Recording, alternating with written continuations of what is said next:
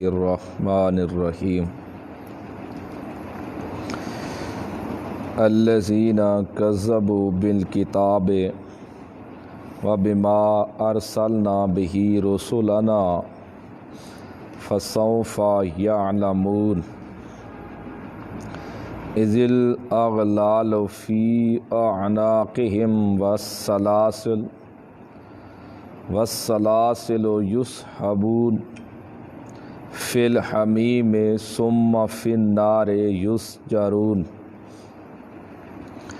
الذین وہ لوگ کذبوا بالکتاب جنہوں نے جھٹلایا کتاب کو وبما اور ساتھ اس چیز کو ارسلنا بہ جو بھیجا ہم نے اس کے ساتھ رسولنا اپنے رسولوں کو ہم نے اپنے رسولوں کو فسوف پس ان قریب یعلمون جان لیں گے وہ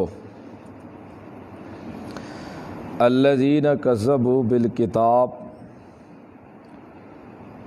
یہ الذین یجادلون سے بدل ہے، یعنی وہ لوگ جنہوں نے جھٹلایا کتاب کو اور اس چیز کو جس کے ساتھ ہم نے اپنے رسول بھیجے، یعنی مسئلہ توحید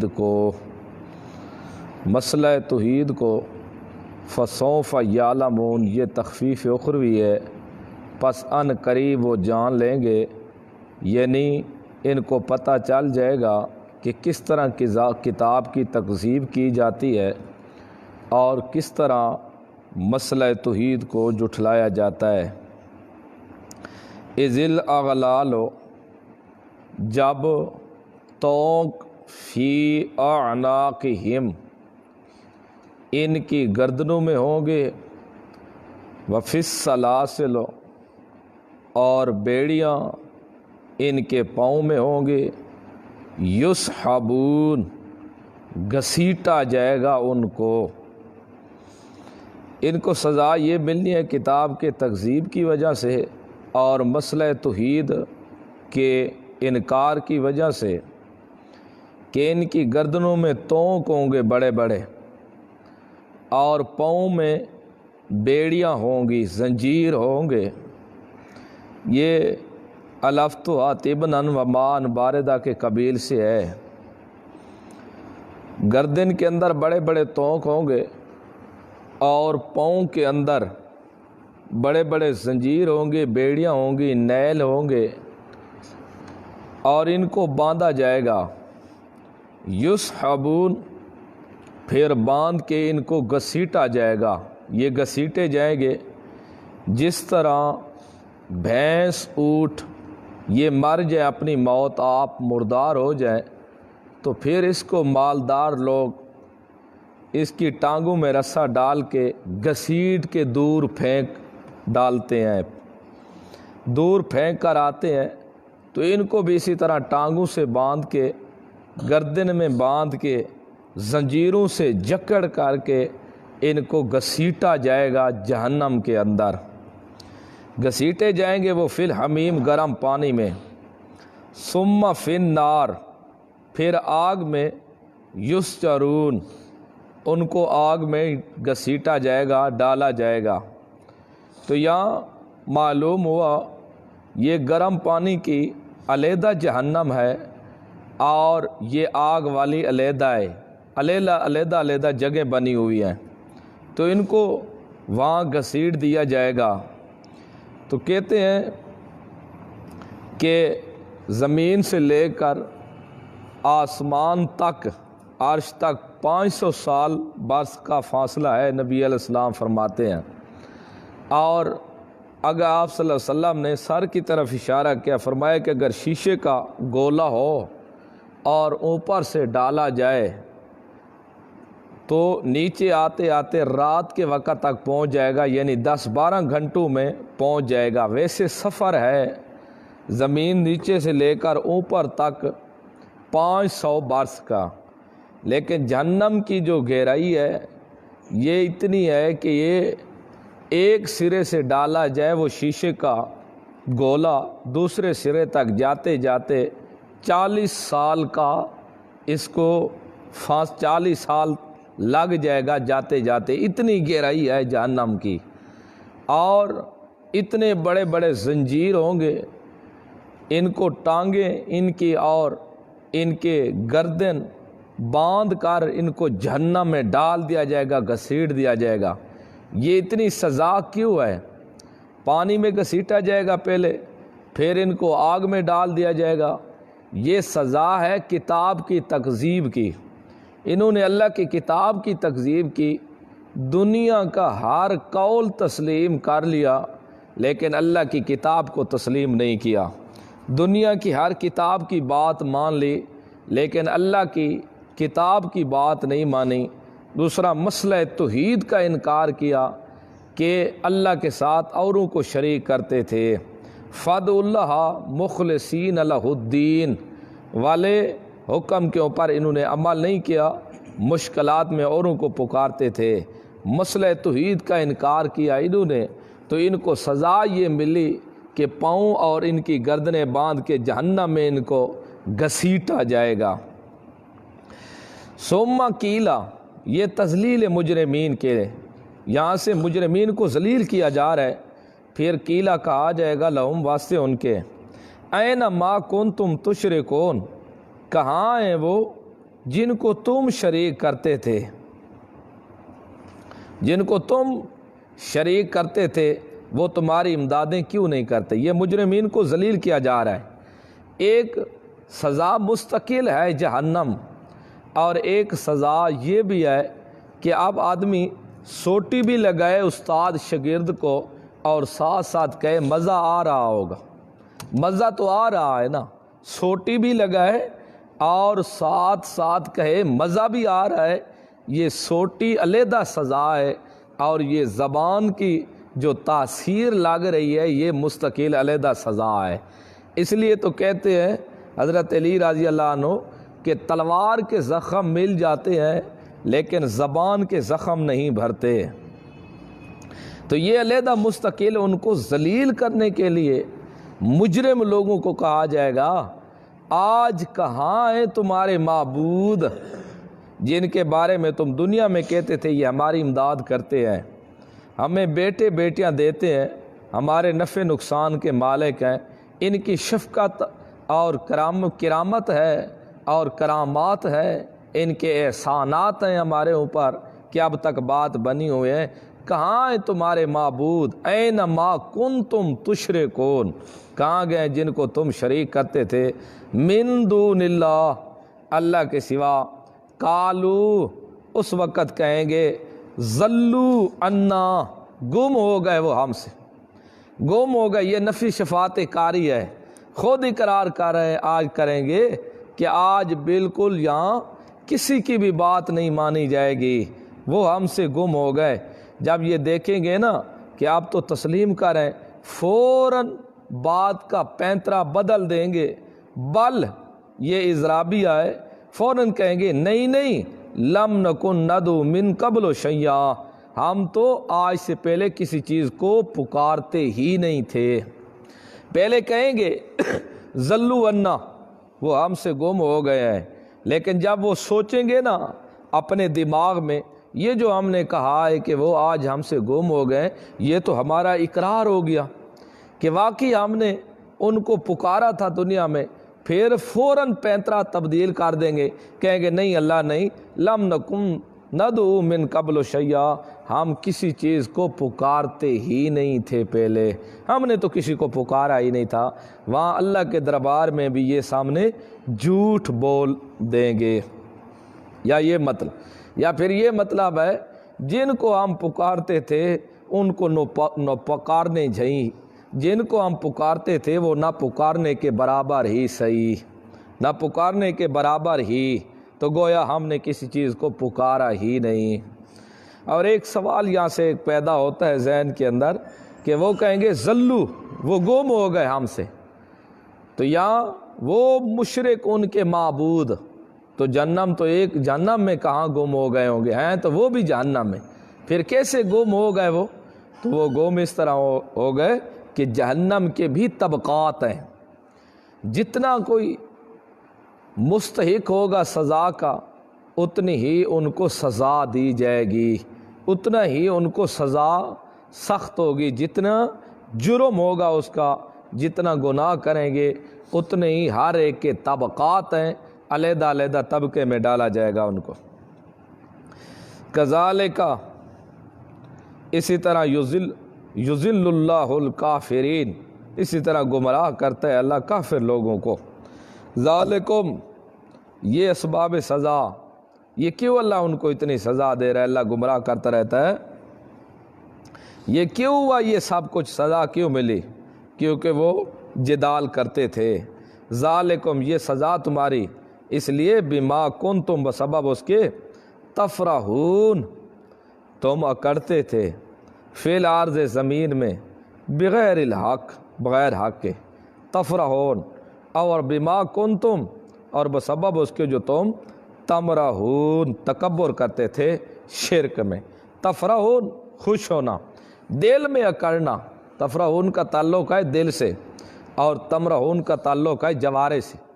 دل میں یہ تکبر لے آنا کہ میں بڑی چیز ہوں، ہمارا بڑا مذہب ہے، میں حق کے اوپر ہوں، یہ تفرح تم زمین کے اندر کرتے تھے کہ بس بغیر الحق کے، یعنی بغیر حق کے سوا کیا مقصد، یعنی ہو شرک کو و عبادت الاصنام، از ابن کبیر، یعنی تم شرک کے اوپر خوش ہوتے تھے اور تم بتوں کی عبادت کرنے پر خوش ہوتے تھے، تم قبروں کے پوجنے پر خوش ہوتے تھے اور تم قبروں کو سجانے پر خوش ہوتے تھے اور تم شریعت کے خلاف کام کرنے پر خوش ہوتے تھے۔ یہ تفرحون فی الارض بغیر الحق، تم خوش ہوتے تھے زمین میں حق طور پر، حق کے سوا، یعنی خوش ہونا تھا حق کے اوپر، قرآن کے ساتھ خوش ہوتے، مسئلہ توحید کے ساتھ خوش ہوتے، لیکن تم شرک کر کے خوش ہوتے تھے۔ یہ سزا تمہیں اس لیے مل رہی ہے۔ اور دوسرا، تم صرف خوش نہیں ہوتے تھے دل میں، بلکہ بما کنتم تمرحون، تم جوارے کے ساتھ اکڑتے بھی تھے۔ تمرحون کا تعلق ہے جوارے سے، جوارے کے ساتھ جب گلی میں چلنے لگتے تو بازو زور زور سے مارتے تھے، پاؤں کو زور زور سے مارتے تھے، اور تاکہ پتہ لگے دوسروں کو کہ یہ پیر صاحب کا خاص آدمی ہے۔ تم بڑے شہنشاہ بنتے تھے، بڑے تم فخر کرتے تھے۔ تتکبرون فی الشرک، اور تم تکبر کرتے تھے شرک میں، شرک میں کرتے شرک تھے، کرتے غلط تھے، اور پھر تم اکڑ باز بنتے تھے، تکبر کرتے تھے، ہم بڑے نیک ہیں، ہم بڑے حاجی ہیں، ہم نے بڑا میدان جیت لیا، ہم بڑے اچھے ہیں۔ یہ تم دل میں خوش ہوتے تھے شرکیوں پر، اور شرکیوں پر اوپر سے تکبر کرتے تھے، اکڑ اکڑ کر چلتے تھے، فخرہ پن اختیار کرتے تھے، اور تم دوسروں کو کچھ سمجھتے نہیں تھے۔ اس لیے آج کیا کرو، ادخلوا، ادخلوا، ان کے لیے یہ ان سب سے پہلے اصل یہ عبارت ہے، ادخلوا ابواب جہنم، کیونکہ سوال اٹھتا ہے کہ اوپر جو سوال ہو رہے ہیں، قیلا لہم این ما کنتم تشرکون من دون اللہ قالوا ضلوا عنا بل لم نکن ندعو من قبل شیئا، یہ سب سوال تو جہنم میں ہو رہے ہیں۔ پھر بعد میں کیا ہے کہ ادخلوا ابواب جہنم، جہنم میں داخل ہو جاؤ، یہ سوال پہلے تھا۔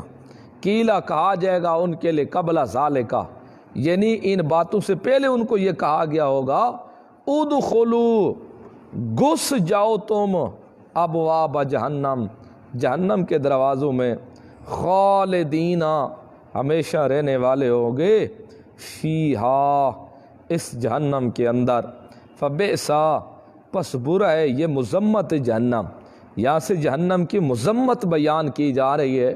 فبئسا، پس برا ہے، مثوى المتکبرین، ٹھکانہ تکبر کرنے والوں کا۔ فاصبر، یہ تسلی ہے نبی کریم صلی اللہ علیہ وسلم، فاصبر، پس صبر کر میرا پیغمبر، جھال کے رکھ، برداشت کا، صبر سے کام لے، صبر کر میرا پیغمبر، ان وعد اللہ حق، بے شک اللہ کا وعدہ سچا ہے۔ کون سا وعدہ؟ اللہ کا یہ وعدہ کہ میں نصرت اور غلبہ ضرور دوں گا۔ پیچھے کہا تھا کہ میں اپنے رسولوں اور مومنوں کی امداد ضرور کرتا ہوں، اور یہ اللہ کا وعدہ ہے کہ جو میرے دین کی خاطر، دین کی سربلندی کی خاطر، جو دین کی خاطر تکلیفیں برداشت کرے گا، دین کی بلندی کے لیے اپنا وطن، اپنے خاندان بھی چھوڑ دے گا، اس کی خاطر لڑے گا، میرا وعدہ ہے میں اس کو غلبہ ضرور دوں گا۔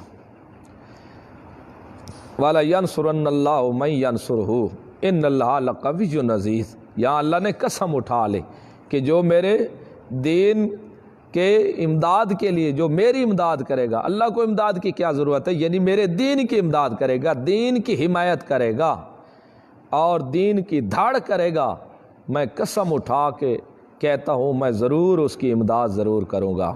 تو یہ جو وعدہ تھا کہ نصرت اور غلبہ ضرور دوں گا، میرا وعدہ سچا ہے میرا پیغمبر، فاصبر صبر کر، ان وعد اللہ حق، بے شک اللہ کا وعدہ حق سچا ہے۔ فَإِمَّا نُرِيَنَّكَ، یہ تخویف دنیاوی ہے۔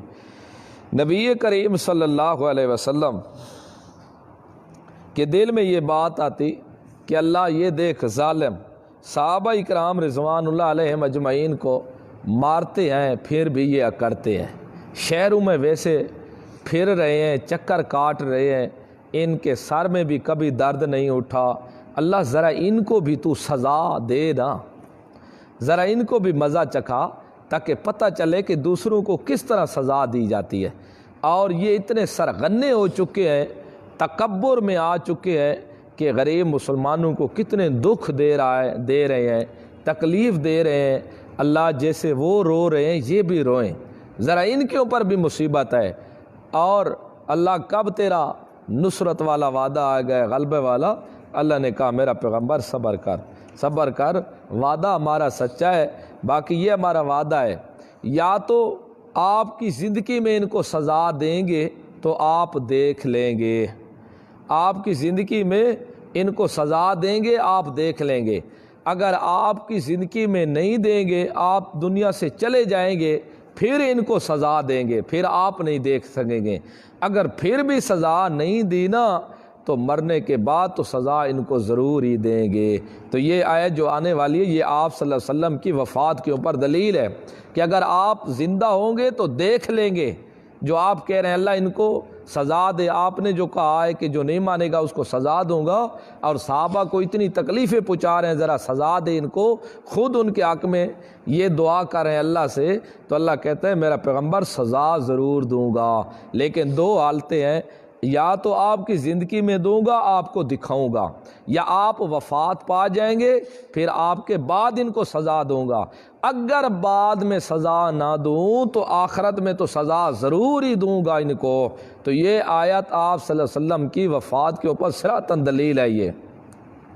فَإِمَّا، پس بہرحال نُرِيَنَّكَ، ضرور دکھائیں گے ہم آپ کو، بعض الذی وہ نعدہم، جو ہم نے ان کو وعدہ دیا، او نتوفینک، یا ہم آپ کو وفات دے دیں گے، فإلینا یرجعون، پس وہ ہماری طرف لوٹ کر آئیں گے، ہر حال میں ہماری طرف تو انہوں نے آنا ہی آنا ہے۔ دیکھو ہم دکھائیں گے آپ کو بعض وہ جو ہم نے ان کو وعدہ دیا، یعنی آپ زندہ ہوں گے، ہم ان کو سزا دیں گے تو آپ آنکھوں سے دیکھ لیں گے، او نتوفینک، یا ہم آپ کو وفات دے دیں گے، وفات دے دیں گے پھر ان کو سزا دیں گے تو پھر آپ دیکھ نہیں سکیں گے، یا پھر آپ کی وفات کے بعد بھی ان کو سزا نہ دیں تو فإلینا یرجعون، بس وہ ہماری طرف لوٹیں گے تو پھر تو ہم ضرور ہی ان کو سزا دیں گے۔ تو یہ آپ صلی اللہ علیہ وسلم کی وفات کے اوپر دلیل ہے، اور اس بات کے اوپر بھی دلیل ہے کہ آپ وفات پا لیں تو آپ دیکھ نہیں سکتے۔ یہ نظریہ رکھنا کہ آپ صلی اللہ علیہ وسلم روزے سے دیکھ لیتے ہیں، جو بھی جائے جان لیتے ہیں، پہچان لیتے، یہ سراسر قرآن کے خلاف ہے۔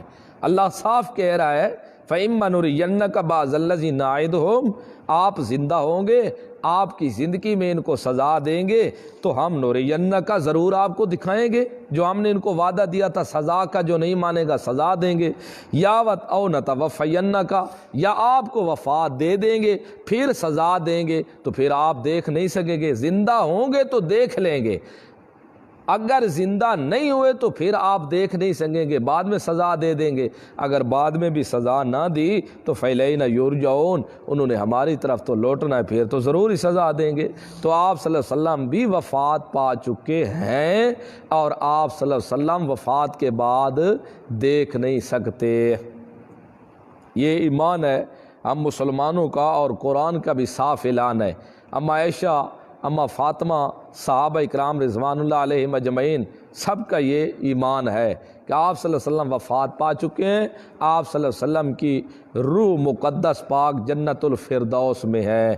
جامع فاطمہ کہتی ہے من جنت الفردوس ماوا، میرے ابے کا ٹھکانہ جنت الفردوس کے اندر ہے، بخاری جلد ثانی، اور باقی بھی ستہ کی کتابیں۔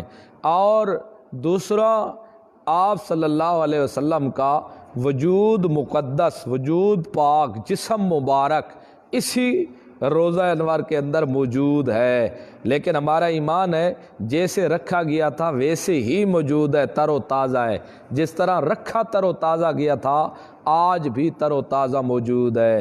اگر پانی کا قطرہ اس وقت موجود تھا تو آج بھی ہمارا ایمان ہے وہی پانی کا قطرہ بھی محفوظ ہوگا، اور آپ صلی اللہ علیہ وسلم کا جسم محفوظ رہے گا، آپ کی مٹی بھی نہیں کھا سکتی۔ لیکن یہ بھی ایمان ہے آپ صلی اللہ علیہ وسلم کا روح مبارک قیامت سے پہلے اس جسم کے اندر واپس نہیں آ سکتا، قرآن کا قطعی فیصلہ ہے۔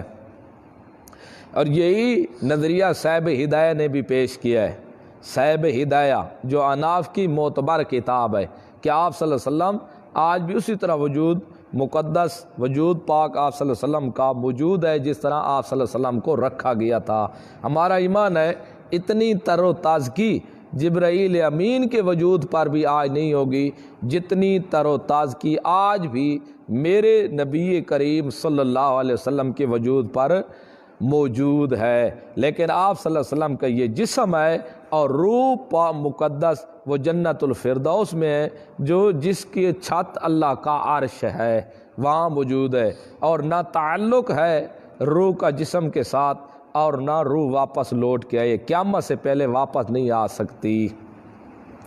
قرآن کا قانون عام ہے، اللہ یتوفی الانفس والا، یہ وَلَقَدْ أَرْسَلْنَا رُسُلًا، دلیل نقلی اجمالی، اور تحقیق بھیجا ہم نے رسولن کئی رسولوں کو، من قبل کا آپ سے پہلے، منہم بعض ان میں سے وہ ہیں، من قصصنا جو بیان کیا ہم نے حالات احوال، علیکا تجھ پر میرا پیغمبر، و منہم اور بعض ان رسولوں میں سے وہ تھے، من لم نقصص جو نہیں بیان کی ہم نے، علیکا تجھ پر۔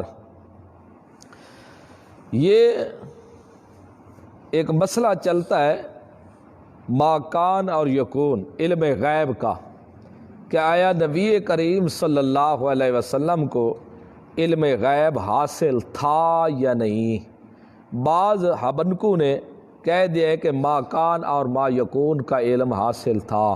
ما کان اور ما یکون، ما کان سے مراد یہ ہے آپ صلی اللہ علیہ وسلم سے پہلے جتنے وقت گزرا ہے، پیغمبر ہے، صحابہ، اور جتنا وقت کلہ ماضی کا گزر چکا تھا، سب اللہ نے آپ کو علم دے دیا تھا۔ ما یکون یعنی موجودہ بھی اور آنے والا وقت قیامت تک، سب اللہ یہ آپ صلی اللہ علیہ وسلم کو علم دے چکے تھے۔ یہ ہے ما کان اور ما یکون۔ یہ آیت اس نظریے کی تردید کر رہی ہے کہ یہ نظریہ قرآن کے خلاف ہے۔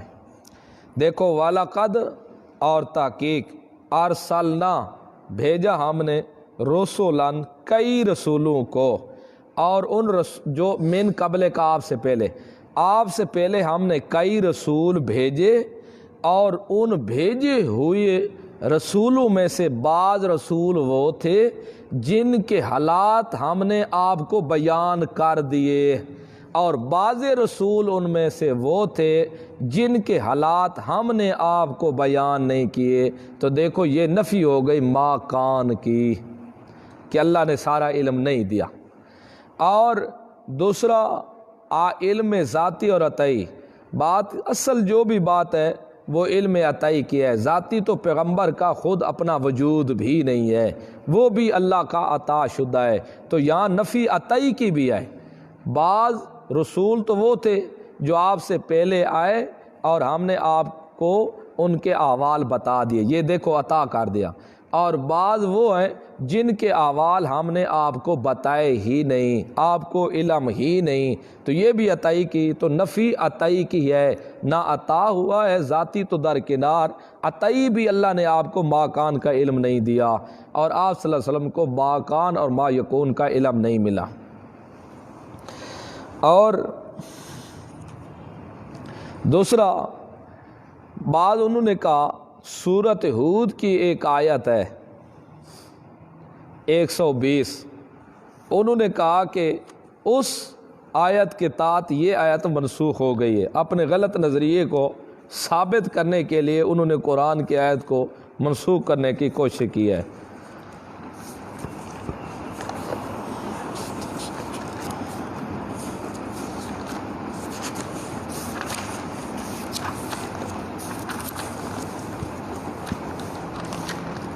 آیت نمبر 120 سورۃ ہود، وَكُلًّا نَقُصُّ عَلَيْكَ مِنْ أَنْبَاءِ الرُّسُلِ مَا نُثَبِّتُ بِهِ فُؤَادَكَ۔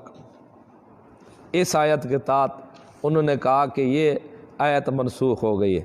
حالانکہ دیکھو اس آیت کے بعد سورۃ نساء کی آیت ہے،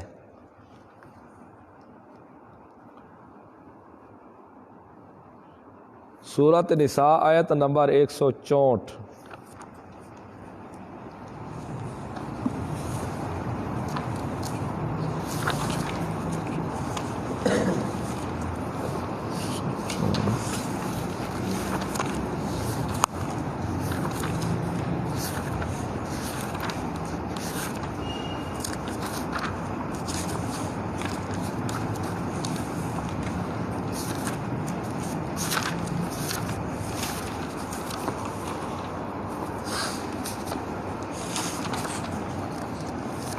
دیکھو وَالرُّسُلًا قَدْ قَصَصْنَاهُمْ عَلَيْكَ مِنْ قَبْلُ وَالرُّسُلًا لَمْ نَقْصُصْهُمْ عَلَيْكَ۔ تو انہوں نے کہا کہ یہ جو سورۃ نساء والی آیت ہے نا، یہ آیت دیکھو بہت سارے رسول تھے، تحقیق بیان کہ ہم نے ان کو علیکہ تجھ پر من قبل و پہلے، جو آپ سے پہلے رسول گزرے ہیں نا، ہم نے ان میں سے بعض کے واقعات ہم نے تجھ پر بیان کیے اور پہلے بیان کر چکے، جیسے سورۃ مکیہ میں، وہ سورۃ المومن مکی ہے، اس میں بیان کر چکے ہیں۔ وَرُسُلًا، اور کئی رسول وہ بھی ہیں لَمْ نَقْصُصْهُمْ عَلَيْكَ، ابھی تک ہم نے آپ کو ان کے احوال نہیں بیان کیے۔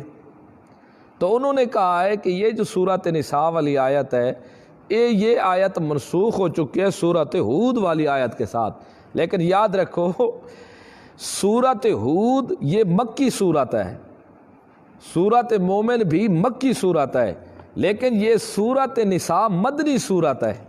مکی صورتیں پہلے ہیں، مدنی بعد میں ہیں، اور اصول یہی ہے کہ منسوخ پہلے ہوتا ہے، ناسخ بعد میں ہوتا ہے۔ اصول یہی ہے قانون کہ منسوخ ایک ہوتا ہے ناسخ، ایک ہوتا ہے منسوخ۔ منسوخ پہلے ہوتا ہے، ناسخ بعد میں ہوتا ہے، لیکن یہ انہوں نے قانون بھی خلاف بنایا، صرف باطل مذہب کو ثابت کرنے کے لیے یہ کوشش کی ہے کہ دیکھو جی انہوں نے یہ ثابت کیا کہ ناسخ پہلے ہوتا ہے، منسوخ بعد میں ہوتا ہے، حالانکہ بات اس طرح نہیں ہے، بات سے منسوخ پہلے ہوتا ہے، ناسخ بعد میں ہوتا ہے۔ لہٰذا یہ سورۃ نساء مدنی ہے، سورۃ ہود مکی ہے، تو یہ سورۃ نساء بعد میں آئی ہے، تو یہ ناسخ بنے گی، وہ منسوخ بن سکتی ہے، اس طرح ہو سکتا ہے۔ لہٰذا یہ آیتیں صاف اس بات کے اوپر دلیل ہے کہ آپ صلی اللہ علیہ وسلم کو ما کان کا علم حاصل نہیں تھا، اور اللہ رب العزت نے علم عطائی کی بھی نفی کر دی، یہ بھی نہیں تھا۔ دیکھو کل بعض چلتے چلتے 11ویں پارے کے شروع میں دیکھو جہاں عذاب قبر کا مسئلہ چلا تھا،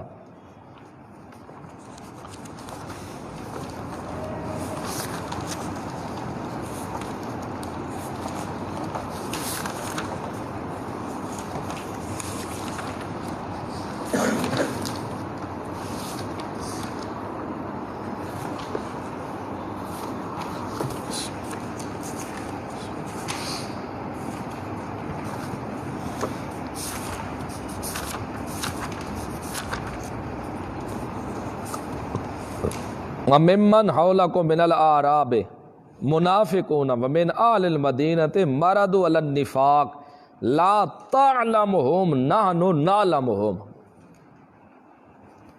یہ سورۃ توبہ ہے بھی یہ مدنی،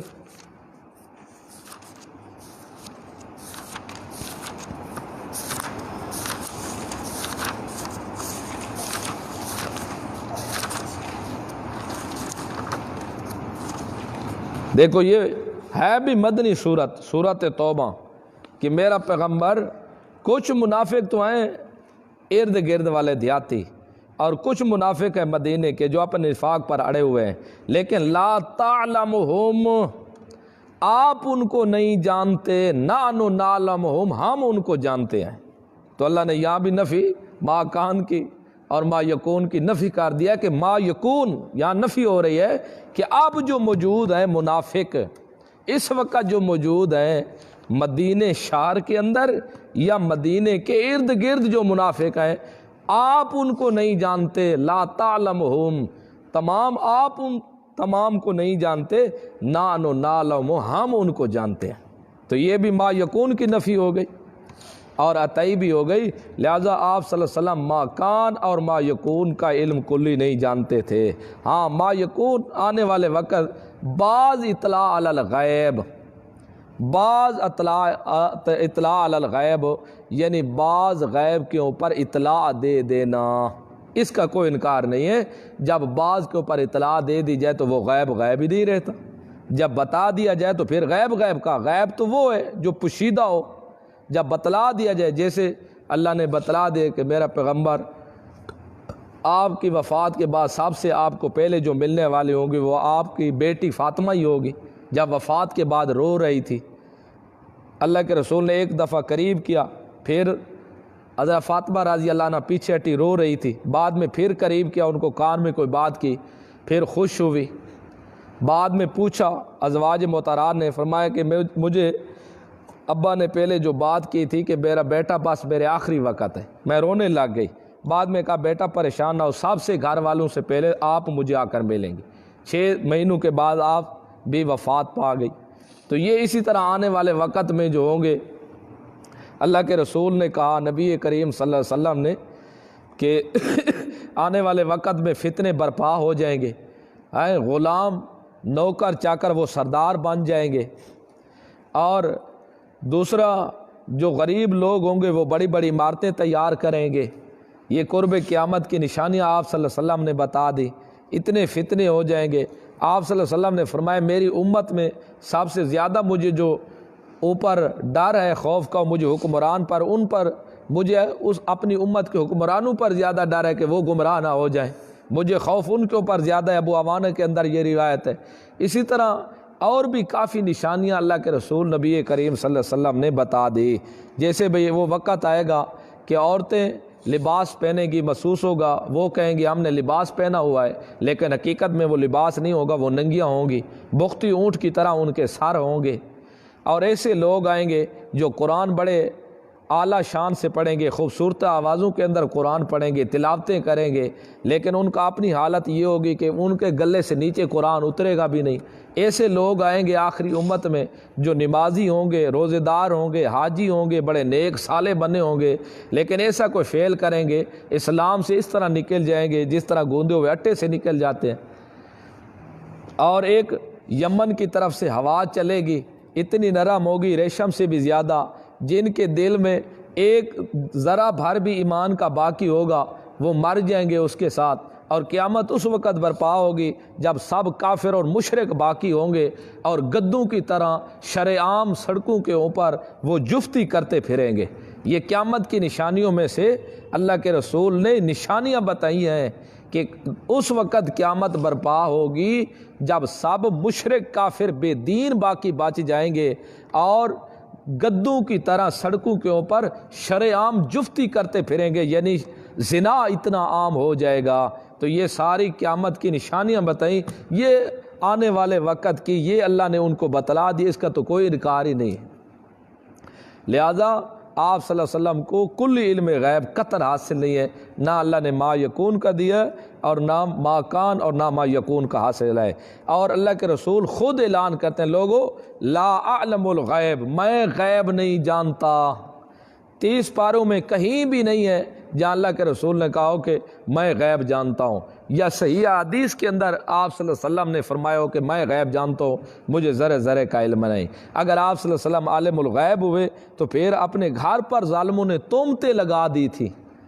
اما عائشہ رضی اللہ عنہا کے اوپر صحابہ اکرام رضوان اللہ علیہ مجمعین کو جمع کر کے پوچھتے تھے، بتاؤ میری عائشہ کے بارے میں تمہارا کیا خیال ہے؟ صحابہ اکرام صفائی دیتے ہیں، ماتے یا رسول اللہ ہم نے دیکھا ہے آج تک کبھی گندی مکھی بھی آپ کے بسترے کے اوپر اللہ نے نہیں بیٹھنے دی، تو کہ یہ گندی عورت اللہ آپ کی سیج کس طرح بننے دیتے ہیں؟ تو یہ صفائی پوچھتے رہے، خود اللہ نے صفائی دی، ھذا سبحانک ھذا بہتان عظیم، اللہ پاک ہے یہ بہت بڑا بہتان ہے۔ تو دیکھو اگر علم غیب جانتے تھے غیب تو کیا خود اپنے گھر کے اوپر تہمتیں لگوائی پھرتے رہے؟ نعوذ باللہ من ذالک۔ آنے والے وقت کا غیب جانتے ہوتے تو پھر اپنے حضرت حسین رضی اللہ عنہ سے اتنی محبت کرتے، ان کو بتا کے جاتے خبردار کہ بدماشوں کے چکر میں آ کر نہ جانا، ورنہ وہ تمہارے خیموں کو بھی جلا دیں گے اور تمہیں بھی قتل کر دیں گے۔ حضرت عمر کو بتا کے جاتے، حضرت عثمان کو بتاتے اس طرح تجھے ماریں گے وہ۔ ہاں اشارہ تو ویسے دیا ہے کہ تجھ سے لوگ چھیننے کی کوشش کریں گے، لیکن پکا رہنا، تم چھوڑنا نہیں ہے، خلافت کو نہیں چھوڑنا۔ تو یہ اشارے کیے ہیں، لیکن یہ صاف نہیں بتایا آگے کہ کس نے کرنا ہے قتل شہید آپ کو۔ تو اس لیے سب ما کان اور ما یکون یہ اللہ کے رسول کو علم حاصل نہیں ہے، ما کان اور ما یکون۔ ہاں بعض اطلاع علی الغیب، بعض غیب کے اوپر اللہ نے اطلاع کچھ دیا، وہ بھی جس کے اوپر اطلاع مل جائے وہ غیب نہیں رہتے۔ علم غیب خاصہ صرف میرے اللہ کا ہے۔ دیکھو یہ قرآن کی صراطاً آیتیں موجود ہیں، سورۃ نساء، یہ سورۃ المومن، دوسری بھی بے شمار آیات جتنی بھی آپ جمع کریں، ہر آپ کو قرآن کی آیت سے بھی یہ ثابت ہوگا کہ عالم الغیب صرف اللہ کا خاصہ ہے اور کسی کو علم غیب حاصل نہیں۔ یعقوب علیہ السلام 40 سال تک روتے رہے، یوسف کو پتہ نہیں چلا یوسف کہاں آئے، کنویں میں قریب پڑا تھا لیکن پھر بھی پتہ نہیں چلا۔ تو آپ دیکھو اللہ کے اس علم غیب والے مسئلے کو بلیوں کو دے دیا، ہاں کدھر کدھر تقسیم کر دیا۔ یہی تو ہے، جب تک قوم شرک کرتے رہے گی اللہ کے عذاب میں مبتلا ہی رہے گی۔ لہذا علم غیب یہ خاصہ ہے صرف اللہ کا۔ باقی بعض کہتے ہیں دیکھو جی نبی علیہ السلام نے بتا دیا 1,00,000 ماکان کے اوپر دلیل 1,24,000 انبیاء آئے تھے۔ اکثر یہ پڑھتے رہے اللہ نے 1,24,000 انبیاء بھیجے۔ یاد رکھو یہ روایت کمزور ہے، ضعیف روایت ہے۔ یہ 1,24,000 پیغمبر آئے تھے، یہ روایت ضعیف ہے، کمزور روایت ہے، اور بعض نے تو موضوع روایت کہا ہے، اور اس کے اندر ایک راوی ہے ابراہیم بن ہشام، اور محدثین فرماتے ہیں یہ کذاب راوی ہے، جھوٹا راوی ہے۔ اس لیے سب پیغمبروں کی تعداد کو اللہ ہی جانتا ہے اور کوئی نہیں جانتا۔ اس لیے مطلق کی کہنا چاہیے اللہ نے جتنے پیغمبر بھی بھیجے ہیں ہمارا ان سب پر ایمان ہے۔ اگر 1,24,000 کہیں تو یہ تو ہے روایت موضوع ضعیف، تو پھر ہو سکتا ہے اللہ نے زیادہ بھیجے ہوں تو پھر ہمارا ایمان تو 1,24,000 کے ساتھ پابند ہو جائے گا، پھر انکار لازم آ جائے گا۔ اور اگر 1,24,000 سے کم پیغمبر آئے ہوں اور ہم کہیں 1,24,000 پیغمبر ہیں تو پھر ہم نے تو اوروں کو پیغمبر بنا دیا۔ اس لیے مطلق کہنا ہے اللہ نے جتنے بھی پیغمبر بھیجے ہیں ہمارا ان سب کے اوپر ایمان ہے، ہم تسلیم کرتے ہیں ان کو۔ یہ 1,24,000 والی روایت ضعیف ہے، بعض نے موضوع کہا ہے، اور اس کا جو راوی ابراہیم بن ہشام یہ راوی کذاب ہے، جھوٹا راوی ہے، لہذا علم غیب صرف خاصہ میرے اللہ کا ہے۔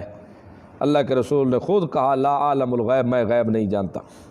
وَلَقَدْ أَرْسَلْنَا رُسُلًا، اور تحقیق بھیجا ہم نے کئی رسولوں کو، من قبل کا، آپ سے پہلے میرے پیغمبر، منہم، بعض ان میں سے وہ تھے، من قصصنا علیک، جو بیان کر دے ہم نے تجھ پر ان کے واقعات اجمالاً یا تفصیلاً، ومنہم، اور بعض ان میں سے وہ ہیں، من لم نقصص، جو نہیں ہم نے بیان کیے تھے ان کے حالات علیک تجھ پر میرا پیغمبر، وما کان لرسول، نہیں ہے کسی رسول کے لیے، ان یاتی بآیۃ، کہ لے آئے وہ کوئی منہ مانگا معجزہ، الا باذن اللہ، مگر اللہ کے حکم کے ساتھ۔ یہ بھی ایک سوال مقدر کا جواب ہے کہ ہم مشرک کہتے تھے مانیں گے تب جب تو معجزہ دکھائے گا، حالانکہ قرآن کلہ معجزہ، اس سے بڑا اور معجزہ کیا ہو سکتا ہے، لیکن یہ فرمیشی معجزہ مانگتے تھے، اپنی مرضی کا معجزہ مانگتے تھے۔ اگر تو رسول ہے تو معجزہ لے کر آ۔ اللہ نے کہا کہ میں نے جو بھیجے ہیں رسول، وہ رسول بنا کے بھیجے ہیں، خدا بنا کے نہیں بھیجے۔ رسول کا کام ہے بتلا دینا، یہ معجزے ظاہر کرنا دکھانا یہ میرا کام ہے، رسول کا کام یہ نہیں ہے۔ ما کان لرسول، نہیں ہے کسی رسول کے لیے، ان یاتی بآیۃ، کہ لے آئے کوئی نشانی، الا باذن اللہ، مگر اللہ کے حکم کے ساتھ۔ تو یہاں بھی دیکھو مختار کل کی یہاں بھی نفی سمجھی جا رہی ہے کہ پیغمبر کے اپنے بس میں کچھ بھی نہیں ہے، سارے اختیار اللہ کے چلتے ہیں۔ فاذا جاء امر اللہ، پس جب آ گیا حکم اللہ کا، قضی بالحق، کے فیصلہ کیا جائے گا ان کے ساتھ حق کا۔ یہ عملی فیصلہ، علمی فیصلہ ہو چکا ہے، کل سمجھا چکا تھا کہ عملی فیصلہ کیا ہوتا ہے اور علمی فیصلہ کیا ہوتا ہے۔ علمی دنیا میں دلائل کے ساتھ سمجھا چکا تھا کہ توحید حق ہے، باقی سب باطل ہے، اور اب عملی رہنا ہے، جو مانتے ہیں ان کو سزا دینی چاہیے اور جو نہیں مانتے ان کو انعام دینا چاہیے۔ تو فَإِذَا جَاءَ أَمْرُ اللَّهِ، جب آ جائے گا اللہ کا حکم۔ حکم کون سا مراد؟ حکم اللہ کا کون سا حکم؟ یعنی نزول عذاب والا۔ قضی بالحق، کے فیصلہ کیا جائے گا ان کے مابین حق کے ساتھ۔ وخاسر هنالک المبطلون، نتیجہ مجرمین، نقصان میں ہوں گے اس جگہ مبطلون، باطل لوگ، باطل لوگ پھر وہاں نقصان اٹھانے والے ہوں گے۔ خاسرہ اس نقصان کو کہتے ہیں جہاں نفع تو درکنار، پونجی بھی پوری ختم ہو جائے۔ خاسرہ وہ نقصان ہوتا ہے جو آدمی خرید و فروخت کرتا ہے، ایک چیز 10,000 کی لیتا ہے، اور مثال کے طور پر 10,000 کا بکرا لیا، اس کو پالا، جب یہ بڑا ہو جائے گا پھر اس کو مہنگا کر کے بیچوں گا، یعنی آج 10,000 کا ہے، 2-4 مہینے کھلا کر قربانی کے اوپر میں اس کو بیچوں گا، یہ 50,000 کا جائے گا، 50 کا، یہ 40,000 کا، یعنی مجھے نفع دے جائے گا۔ تو خسرہ، خسارہ اس کو کہتے ہیں نفع تو درکنار، پورا وہ 10,000 بھی ختم ہو جائے، یعنی بکرا ختم ہو گیا، بالکل مار ہی گیا، تو وہ بکرا کے 10,000 بھی ضائع ہو گیا۔ تو خاسرہ اس نقصان کو کہتے ہیں جو نفع نہ حاصل ہو بلکہ الٹا وہ اصل پونجی ہی برباد ہو جائے۔ تو خاسرہ ہنالک المبطلون، خسارے میں ہوں گے اس جگہ مبطلون، باطل لوگ۔ اللہ الذی، یہ آدھا دلیل عقلی توحید، یہ سورت کا دوسرا حصہ ہے، پھر پہلے حصے والے بار بار یادیں آ رہے ہیں، وہ تفصیل سے پہلا حصہ پڑھا چکا ہوں۔ اللہ الذی، اللہ وہ ذات ہے، جعل لکم الانعام، جس نے بنائے تمہارے لیے چوپائے، لترکبوا، تاکہ تم سوار ہو، منہا، ان سے، ومنہا، اور بعض ان میں سے وہ ہیں، تاکلون، تم کھاتے ہو، یعنی اللہ نے چوپائے بنائے، بعض ان میں سے وہ ہیں جن پر تم سواری کرتے ہو، گھوڑا، اونٹ، گدھا، یہ سواری کے جانور ہیں، اور منہا، بعض ان میں سے وہ ہیں، تاکلون، جو تم کھاتے ہو، حلال جانور، بکری، گائے، اونٹ کو بھی کھایا جاتا ہے، یہ تم کھاتے ہو۔ وَلَكُمْ فِيهَا، صرف کھانے اور سواری کی بات نہیں بلکہ وَلَكُمْ فِيهَا، تمہارے لیے ان میں منافع، اور بھی بہت سے منافع ہیں، بال، اون، اور ان کی نسل آگے بڑھانا، یہ بھی بڑے بڑے منافع ہیں ان کے اندر۔ وَلِتَبْلُغُوا عَلَيْهَا، تاکہ تم پہنچو ان کے اوپر، حاجتاً، حاجت کو، جو تمہاری ضرورت ہے، فی صدورکم، تمہارے سینوں میں، یا سینے میں حاجت نہیں، دل میں حاجت ہوتی ہے، تو دل کا گھر سینہ ہے، تو اس لیے سینہ بولا گیا۔ تمہارے دلوں میں جو خواہش ہے کہ آج لاہور جانا ہے، آج ملتان جانا ہے، آج اسلام آباد جانا ہے، آج ڈیرے جانا ہے، تو تم ان کے اوپر بیٹھ جاؤ اور یہ تم منزل مقصود تک پہنچ جاؤ گے۔ ویسے تو تم تھک جاؤ گے، لیکن یہ سواریاں ہیں تمہارے سکون کے لیے، تاکہ ان کے اوپر بیٹھ کے اپنی حاجت پوری کرو، تاکہ تم پہنچ جاؤ ان کے اوپر بیٹھ کے حاجت کو پہنچو، فی صدورکم جو تمہارے سینوں میں ہے، وعلیہا اور اسی کے اوپر نہیں بلکہ اور اس کے اوپر ہے وعلی الفلک تحملون، اس کے علاوہ بھی اور بھی ہیں، اور بھی اس کے اوپر یہ ہے کہ کشتیوں کے اوپر تحملون تم سوار کیے جاتے ہو۔ یہ سواریاں صرف نہیں، کشتیاں بھی ہیں، جہاں پانی آ جائے تو پھر کیسے جائیں؟ تو فرمایا کہ کشتیاں ہیں، کشتیوں کے اوپر بیٹھ جاؤ۔ دیکھو لکڑ کے پھٹے ہیں، کوئی ایک بھی لوہا نہیں لگا ہوا، لیکن پانی کے اندر کتنا وزن اٹھا کے چلتی ہے یہ اللہ کے حکم سے۔ اگر یہ بھی دیکھ لو تو تمہیں سمجھ آ جائے گی کہ اللہ ہمارا کون ہے۔ وعلی الفلک اور کشتیوں پر بھی تحملون تم سوار کیے جاتے ہو۔ وَيُرِيكُمْ آیاتہ ان کے علاوہ بھی وہ دکھاتا لیتا ہے تم کو اپنی نشانیاں، اور بھی بہت ساری نشانیں دکھاتا ہے ہر مصنوعی۔ دیکھو آج اللہ نے انسان کو عقل دے دیا، اس نے لوہے کو اڑا دیا۔ اللہ نے عقل دے دیا، ایک یہاں سے بیٹھ کر دنیا کے کسی کونے پر بات کرے بغیر کسی تار کے۔ یہ سب اللہ کے عطا شدہ ہیں، اور بھی بہت ساری نشانیاں ہیں۔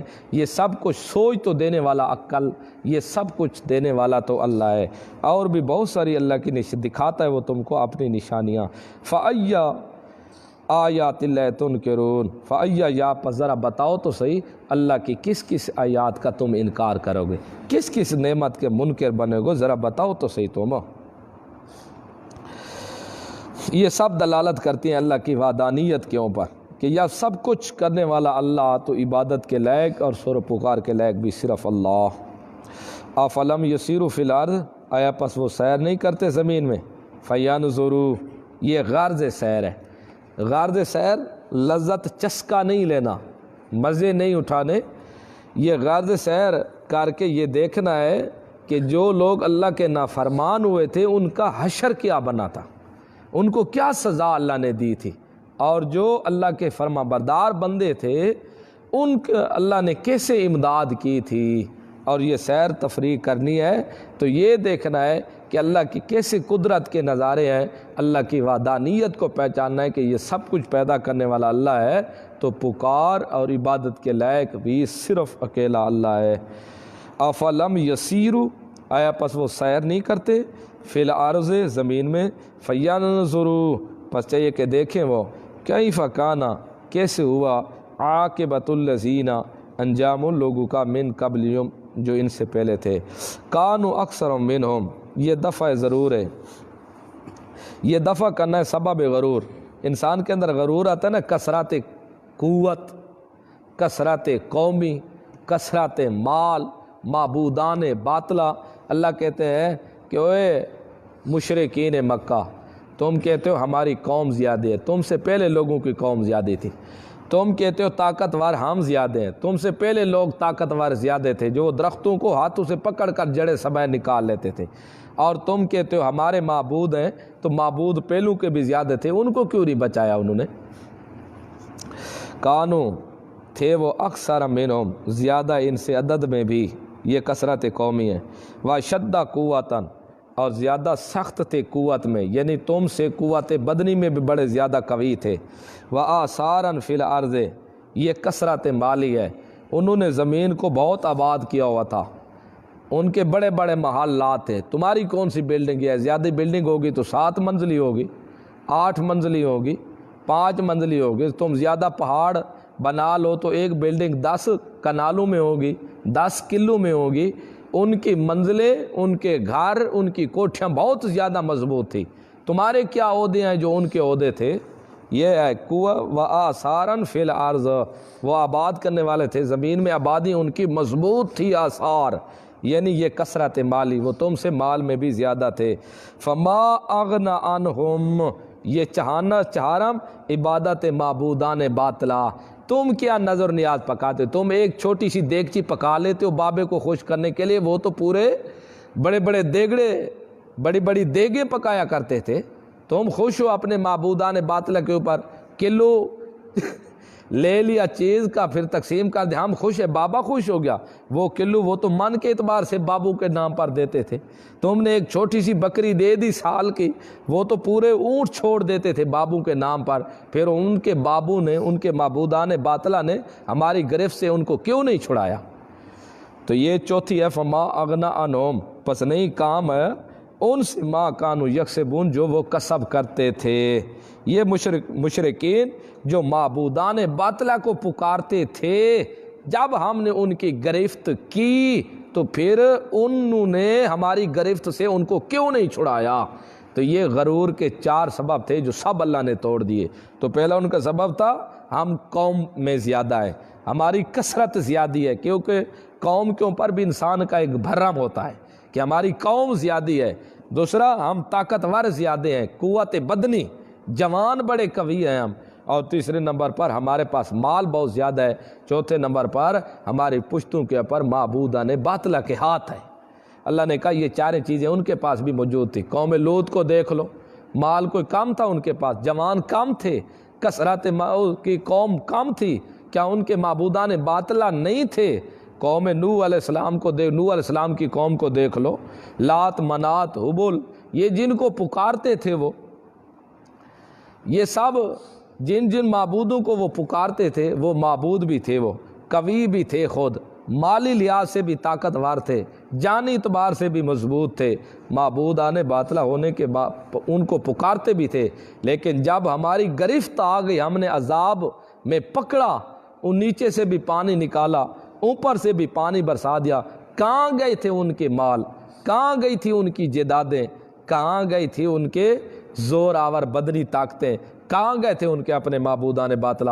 اے اس امت کے لوگوں، نبی کریم صلی اللہ علیہ وسلم کی امت کو خطاب کر کے متوجہ کر کے سمجھایا جا رہا ہے، خبردار تم بھی خیال رکھنا، اس گمانڈ میں نہ آ جانا، ورنہ یاد رکھو جو حشر ان کا کیا تھا تمہارا حشر ان سے بڑھ کر ہوگا برا۔ تو آج بھی یہی لوگوں کو گمانڈ ہے۔ نفی شفاعت کاری بھی ہے یہاں سے، فما اغنا عنہم، پس نہیں کام آیا ان سے ما کانوا یکسبون، جو وہ کسب کرتے تھے، یعنی جو مشرکین معبودانہ کو پکارتے تھے اور ان کے نام پر بکرے چھترے دیتے تھے، ان کے نام کے اوپر اپنے بیٹے ذبح کرتے تھے، کچھ بھی کام نہیں ہے پکارنا۔ فلما، پس جب جاءتہم، آ گئے ان کے پاس رسولہم، ان کے رسول، بالبینات، واضح دلائل لے کر، فارحوا، پس وہ خوش تھے، بما، اس چیز کے ساتھ، عندہم، جو ان کے پاس تھی، من العلم، علم سے، وحاق بہم، اور اتر پڑا ان کے ساتھ، ما کانوا بہ، جس کے ساتھ وہ یستہزئون، مذاق کرتے تھے، ٹھٹھا کرتے تھے۔ جب ہمارے رسول کتابیں لے کر آئے ان کے پاس، یہ اللہ کا قانون ہے کہ امت کسی کو ایسے برباد نہیں کیا جب تک ان کی طرف رسول نہیں بھیجا۔ جب ان کے پاس رسول آئے واضح دلائل لے کر انہی کی جنس میں سے، تو انہوں نے رسولوں کی بات کو نہیں مانا، ان کے پاس جو باپ دادے کا مذہب تھا نا اس کے ساتھ خوش رہے۔ فارحوا بما عندہم، پس وہ خوش ہوئے اس چیز پر جو ان کے پاس تھی۔ ان کے پاس کیا چیز تھی؟ کیا چیز تھی جس کے اوپر وہ خوش تھے؟ ان کے پاس تھا باپ دادا کا مذہب، ان کے پاس تھا شرک، ان کے پاس تھا معبودان باطلہ، ان کے پاس تھا قبروں کو پوجنا، ان کے پاس تھا سبیلیں پینا، ان کے پاس یہ جو باپ دادا کا مذہب تھا نا، یہ باپ دادا ہمارا مذہب ٹھیک ہے، اس کے اوپر وہ خوش رہے، فارغ ہو، وہ خوش رہے، کہتے نہیں نہیں بس ہم خوش ہیں، یہ ہمارا باپ دادا کو غلط تھے، سفید داڑھیں تھی، اتنے بزرگ تھے، اتنے بڑے علم تھے، بڑے اتنے پیر تھے، ہاں فلاں تھا فلاں، لہذا وہ اسی کے ساتھ خوش ہوئے، نہ ہمارے پیغمبروں کی بات مانی اور نہ وہ پیغمبر جو مسئلہ لے کر آئے تھے انہوں نے وہ تسلیم کیا، وہ صرف شرک کے اوپر خوش رہے۔ آج بھی دیکھو کیا اشر بنا ہوا ہے لوگوں کا، باپ دادے کو پکڑا ہوا ہے، باپ دادا، بس ہمارا باپ ہمارا دادا وہ کو غلط تھا، ہاں ہمارا مذہب غلط ہے، اللہ کے قرآن کو پشت دے دیں گے، پیغمبر کی سنت کو پشت دے دیں گے، لیکن باپ دادا کو پشت نہیں دیں گے۔ آج بھی یہی مرنا ہے، یہی شخصیت پرستی ان کے اندر گھس چکی ہے۔ آج بھی اپنے جہاں بھی بدعات کے اوپر جمے ہوئے ہیں، بس اس کے اوپر مر مٹنے والے ہیں۔ جہاں شرک کے اوپر جمے ہوئے ہیں اس کے اوپر مر مٹنے والے ہیں۔ ان کو پتہ بھی ہے سب کچھ جاننے کے باوجود پھر بھی یہی ہے، ہمارے باپ دادا کو غلط ہے، یہ ہمارا مذہب کو غلط ہے، قرآن و سنت کے خلاف جو کچھ ہے سب کچھ غلط ہے، جو کچھ قرآن و سنت قرآن نے بیان کر دیا وہ سب کچھ ٹھیک ہے، وہ بالکل صحیح ہے۔ اگر جس کا باپ دادے کا مذہب قرآن کے خلاف ہے بالکل غلط ہے، کسی کا بھی ہو، اگر جس کا مذہب قرآن کے مطابق ہے نظریہ عقیدہ وہ ٹھیک ہے۔ آج بھی یہی اس امت کے اندر بھی بیماری پڑ گئی۔ تو یہ سابقہ امتوں کے واقعات اور رسولوں کے اللہ بار بار کیوں اس امت کو سنا رہا ہے؟ یہ اس لیے اس امت کی اصلاح کے لیے، کہیں تم بھی ان جیسی ضد نہ کر لینا بس ہم ہی ٹھیک ہیں، ہم بھی ٹھیک ہیں، یہ کام تم نہ کرنا۔ فارغ ہو بما، پس وہ خوش ہوئے اس چیز کے پاس ساتھ عندہم جو ان کے پاس تھی، من العلم، علم سے۔ علم کیا تھا ان کے پاس؟ باپ دادے کا علم تھا ان کے پاس، شرک کفر بدعات والا تھا۔ تو پھر اللہ کیا نتیجہ نکلا، ثمرہ کیا نکلا ان کا؟ یہ جو خوش ہوئے تھے، شرکیوں پر خوش تھے، باپ دادے کے مذہب پر، ان کا نتیجہ تو کوئی زہر ہوگا نا۔ اللہ نے کہا اس کا نتیجہ زہر ہوا تھا، انہوں نے ہمارے رسولوں کے ساتھ مذاق کیا، اور رسول جو مسئلہ لے کر آئے تھے نا، فادعوا اللہ مخلصین لہ الدین، کہ ہر مشکلات اور حاجات میں صرف اللہ کو پکارو، ما فوق الاسباب، اور کسی کو نہ پکارو، کسی کا وسیلہ ہاڑا پیش نہ کرو۔ تو انہوں نے ان کے ساتھ مذاق کیا، یہ عجیب نیا مذہب آ گیا ہے، بھائی یہ مذاق کرنا تھا تو ہماری طرف سے عذاب آ گیا۔ وحاق بہم، اتر پڑا ان کے ساتھ، ما کانوا بہ، جس کے ساتھ وہ مذاق کرتے تھے، انہوں نے مذاق کیا، ان کے اوپر عذاب برپا ہو گیا۔ جب عذاب برپا ہوا، فلما رأوا، جب دیکھا نا انہوں نے باسنا، ہمارے عذاب کو، قالو، اس وقت کہنے لگے آمنا باللہ وحدہ، ہم ایمان لے اللہ کے ساتھ، وحدہ، اکیلے اللہ کے ساتھ۔ آپ دیکھو یہاں سے بتا رہے ہیں کہ وہ اللہ کو مانتے تھے لیکن اللہ کو اکیلا نہیں مانتے تھے۔ اللہ کو مانتے تھے، اللہ ہمارا ہے، مشکل کشا بھی ہے، حاجت روا بھی ہے، غیب دان بھی ہے، نفع نقصان کا مالک بھی ہے، مانتے تھے لیکن اللہ کو اکیلا نہیں مانتے تھے۔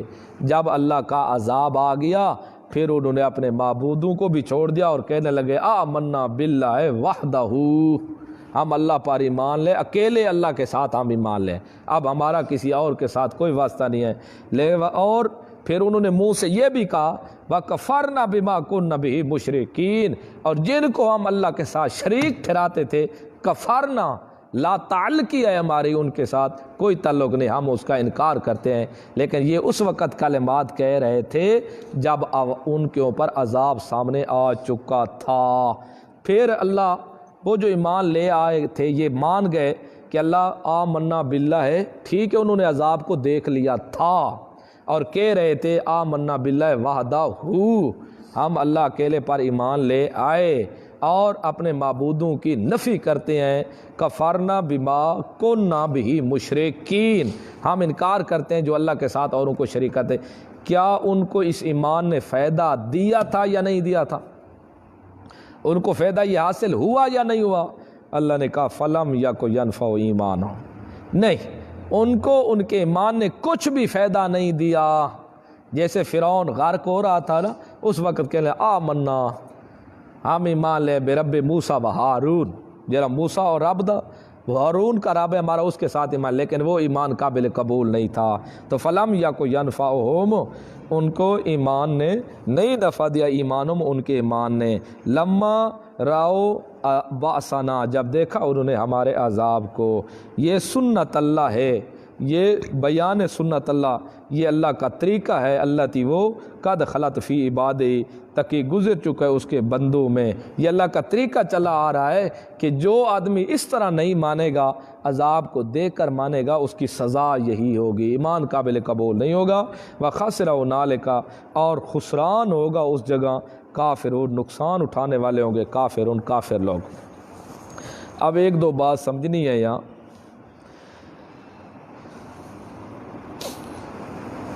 فَلَمْ يَكُ يَنْفَعُهُمْ إِيمَانُهُمْ، جب وہ ایمان لے آئے تو ان کو ان کے ایمان نے نفع کچھ نہیں دیا۔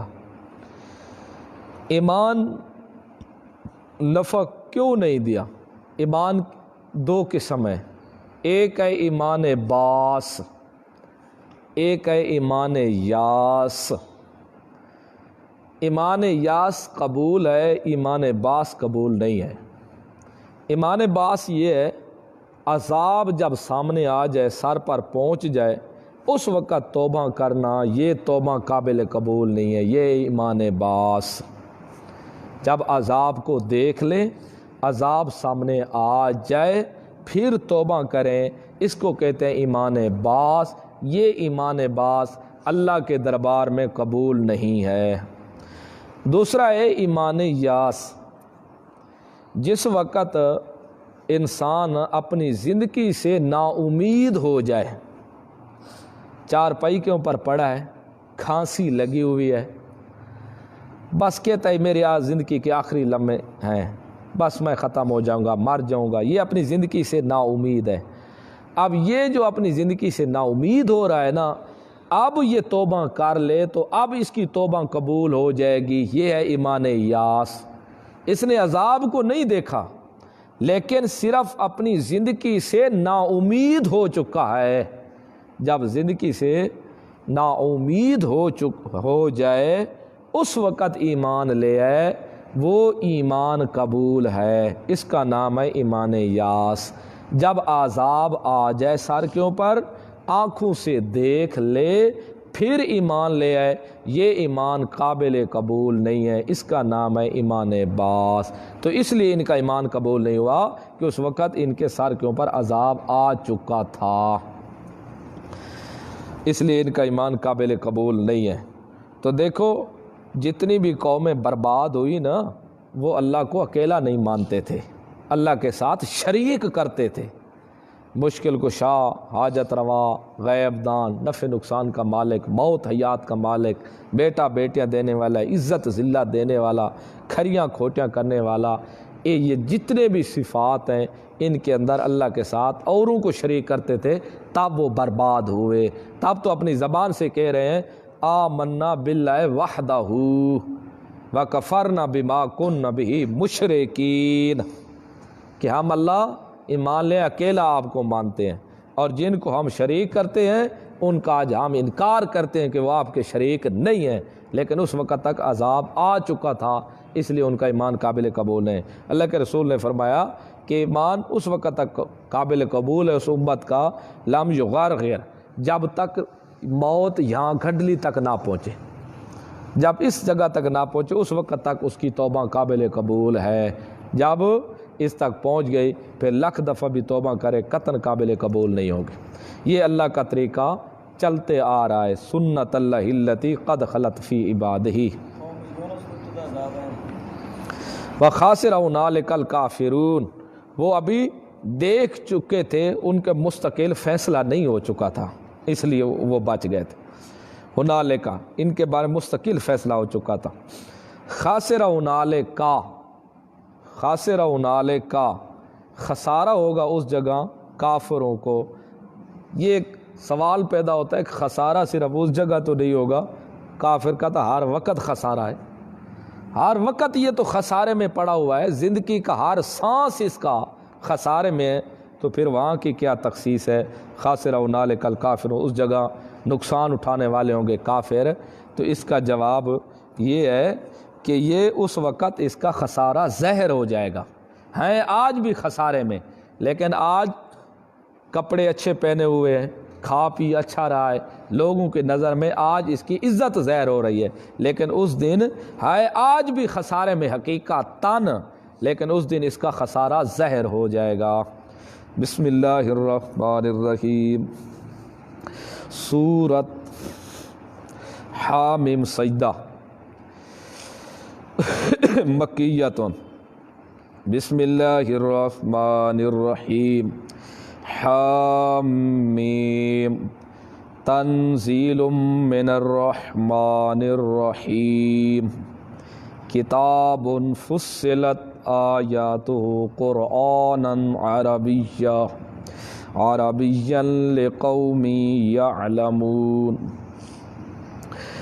اب یہ حوامیم سبا ما قبل کے ساتھ ان کا رابط تو ایک لگا ہوا ہے، جو آگے یہ 7 صورتیں آئیں گی حوامیم سبا، ان سب کا رابط لگا ہوا ہے سورۃ مومن کے ساتھ۔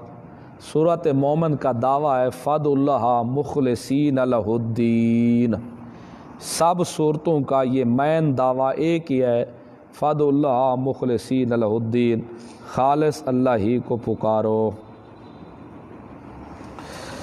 اور ایک رابط یہ بھی ہے، سورۃ مومن میں مسئلہ توحید فی الاثبات کا ذکر تھا، اور سورۃ حامیم سجدہ میں اس مسئلے پر پکے رہو، یہ مسئلہ سچا ہے۔ یعنی سورۃ مومن کے اندر مسئلہ توحید کو ثابت کیا گیا ہے، اور سورۃ حامیم سجدہ کے اندر فرمایا گیا کہ اس مسئلے پر پکے رہو، یہ مسئلہ سچا ہے۔ کون سا؟ فد اللہ مخلصین لہ الدین۔ ہر صورت کو ایک صورت کے ساتھ ربط ضرور ہوتا ہے۔ تو اب یہ مشرکین نے کہا تم کہتے ہو خالص اللہ کو پکارو، فد اللہ مخلصین لہ الدین والے دعوے کے اوپر مشرکین نے اعتراضات کیے ہیں، چند 7 اعتراضات کیے، اور اللہ نے ہر اعتراض کے بدلے ایک سورت پوری نازل کر کے جواب دیا ہے۔ 7 شبہ پیدا ہوئے اور ہر شبے کے بدلے ایک سورت نازل ہوئی، اور سب صورتوں کا دعویٰ ایک ہی ہے، فد اللہ مخلصین لہ الدین، یہ ایک دعویٰ ہے۔ باقی ہر صورت کا علیحدہ علیحدہ بھی ایک مخصوص دعویٰ آئے گا۔ شبہ یہ ہے، انہوں نے کہا کہ تم کہتے ہو فد اللہ مخلصین لہ الدین، خالص اللہ ہی کو اپنی حاجات اور مشکلات میں غائبانہ پکارو، ما فوق الاسباب، صرف اکیلے اللہ کو اور کسی کو نہ پکارو۔ تم جب یہ کہتے ہو، ہم نے دیکھا ہے ہمارے گھروں کی چھتوں کے اوپر ڈھیلے آتے ہیں، اور بعض ہمارے بیمار ہو جاتے ہیں، مصیبت میں مبتلا ہو جاتے ہیں، اور جب ہم غیر اللہ کو پکارتے ہیں تو وہ مصیبت سے نجات پا لیتے ہیں، ٹھیک ہو جاتے ہیں۔ اور چھتوں کے اوپر ڈھیلے آتے ہیں جب ہم بابوں کو پکارتے ہیں، اپنے پیروں کو، تو اس وقت ڈھیلے آنے بند ہو جاتے ہیں۔ اس طرح بسا اوقات ہمارے گھر کے کپڑے جو پڑے ہوتے ہیں پیٹیوں کے اندر یا ٹرنگڑوں کے اندر، ان کے اوپر خون کے چھٹے ہوتے ہیں، تو جب ہم غیر اللہ کو پکارتے ہیں تو وہ آئندہ کے لیے چھینٹے بند ہو جاتے ہیں، خون کے قطرے نہیں آتے۔ اور بسا اوقات ہم سوئے ہوتے ہیں، بیمار سویا ہوتا ہے، نیند کی حالت میں بابا، پیر، بزرگ شکل اختیار کر کے آ جاتا ہے خواب میں کہ تو بیمار کیوں ہے؟ اس لیے تو بیمار ہے کہ پہلے تو میرے نام کے اوپر بکرا دیتا تھا، مرغا دیتا تھا، شرینی تقسیم کرتا تھا، دودھ دیتا تھا، اب تو تقسیم کرتا نہیں ہے، یہ دیتا نہیں ہے، اس لیے تو بیمار ہے۔ جب وہ صبح جاگتا ہے تو اس وقت وہ جا کر بابے کے نام پر بکرا دے دیتا ہے یا مرغا دے دیتا ہے یا دودھ تقسیم کرتا ہے، تو وہ بیمار بالکل صحیح سلامت تندرست ہو جاتا ہے۔ تو معلوم ہوا اللہ کے سوا غیر اللہ کی پکار میں اثر ضرور ہے، کچھ نہ کچھ ان کی پکار کے اندر اثرات ضرور ہیں۔ تو لہٰذا معلوم ہوا جو تم کہتے ہو کہ اللہ کے سوا حاجات اور مشکلات میں اور کسی کو نہ پکارو، یہ بات آپ کی ٹھیک نہیں ہے۔ لہٰذا غیر اللہ کو پکارنے میں کچھ اثرات ضرور ہیں۔ دیکھو ڈھیلے آتے تھے، بابے کو پکارا، آواز لگائی، ڈھیلے آنا بند ہو گئے۔ خون کی چھینٹیں آتی تھی، بابے کو آواز لگائی، خون کی چھینٹیں ختم ہو گئی۔ بیمار تھے، بابے کو بلایا، آواز دی، وہ بخار ختم ہو گیا۔ خواب کے اندر آئے، پیر آئے اور بیماری، تو بیمار کیوں ہے؟ اس لیے تو نے اس دفعہ میرے نام کا عرس نہیں منایا، تو نے اس وقت دربار کے اوپر نہیں آیا، میں ناراض ہوں تجھ سے، تو مجھے پکار، بکرا دے، ٹھیک ہو جائے گا۔ صبح یہ کام کرتا ہے، وہ بالکل ٹھیک ہو جاتا ہے، فٹ ہو جاتا ہے۔ معلوم ہوا یہ آپ کی بات صحیح نہیں ہے کہ حاجات میں صرف اللہ کو پکارو، بلکہ اللہ کے سوا اوروں کو پکارنے میں بھی اثرات ضرور ہیں۔ اس کا اللہ نے اس اشکال، اس شبے کو دور کرنے کے لیے اللہ نے پوری سورت حامیم سجدہ نازل کی۔ سورت حامیم سجدہ نازل کر کے اس شبے کا جواب دیا۔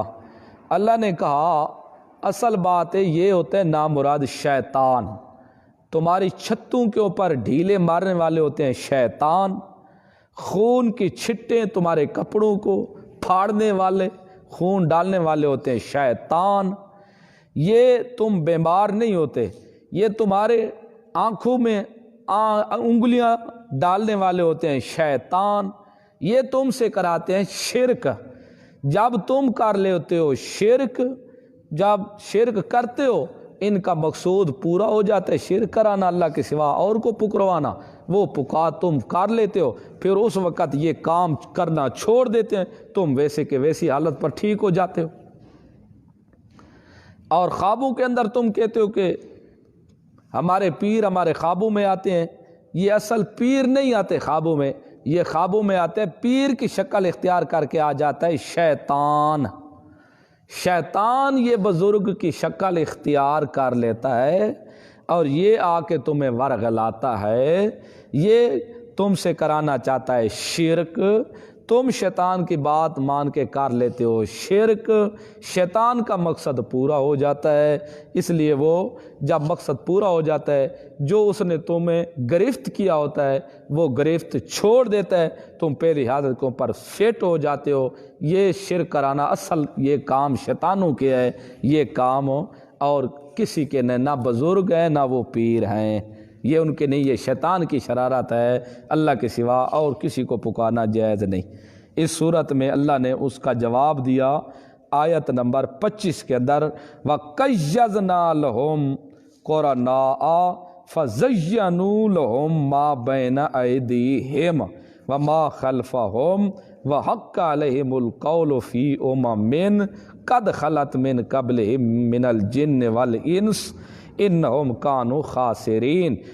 وَقَيَّضْنَا لَهُمْ قُرَنَاءَ مزین کر دیتے ہیں ہم ان کے لیے قرنا، شیطان، قرن بمعنی شیاطین، یہ قرنا کیوں آدن کرن سے، کرن کہتے ہیں سینگ کو، جب یہ شرک کرتے ہیں شیطان ان کے اوپر ہو جاتے ہیں مسلط، جیسے سینگ جانور کے سر سے جدا نہیں ہو سکتا اس طرح شیطان بھی ان سے جدا نہیں ہوتے جب تک ان سے شرک نہیں کرا لیتے۔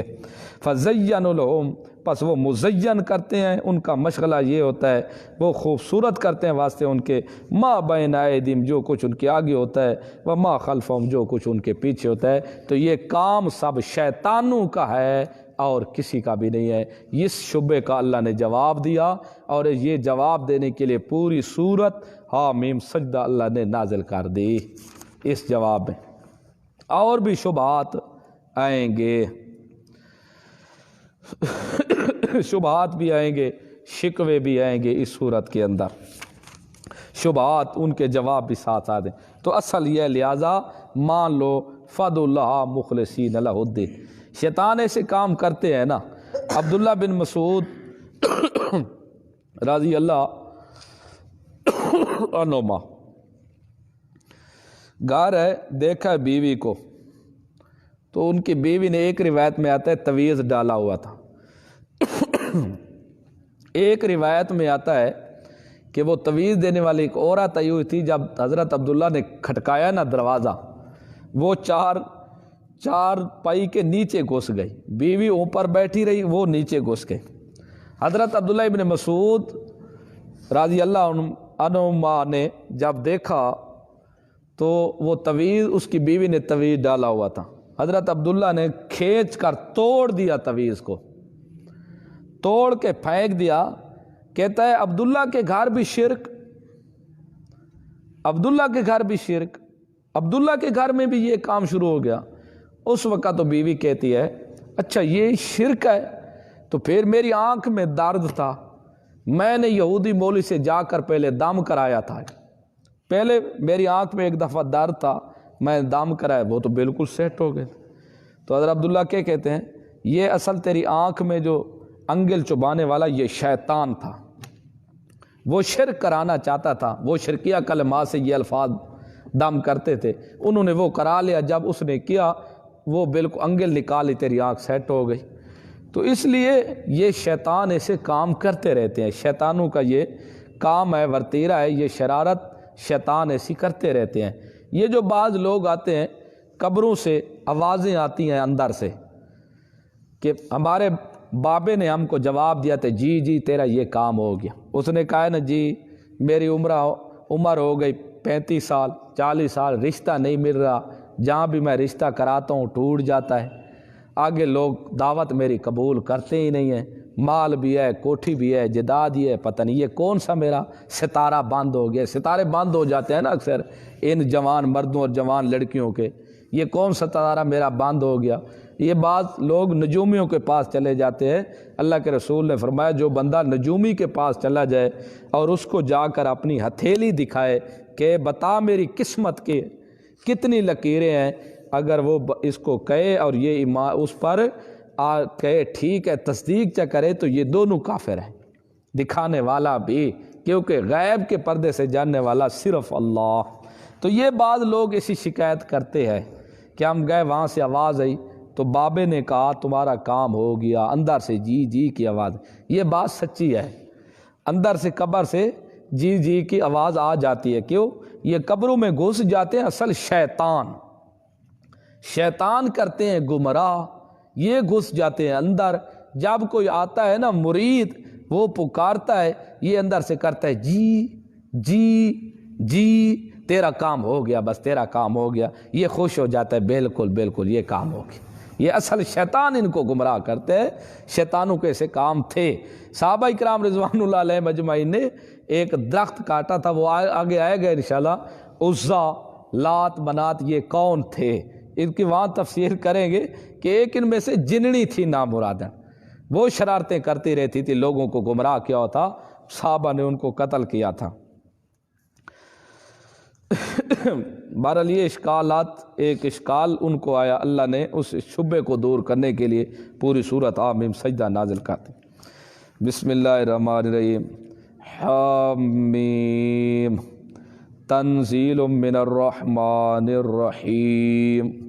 یہ بتا چکا تھا تفسیر کے ساتھ کہ تنزیل نزال کے مابین فرق بھی بتایا تھا شروع سبق کے اندر، جب حوامیم سبق شروع کر رہے تھے۔ کیفیت نزول تھوڑا تھوڑا اترا ہوا ہے من الرحمن، رحمان کی طرف سے، الرحیم جو بڑا ہی مہربان ہے۔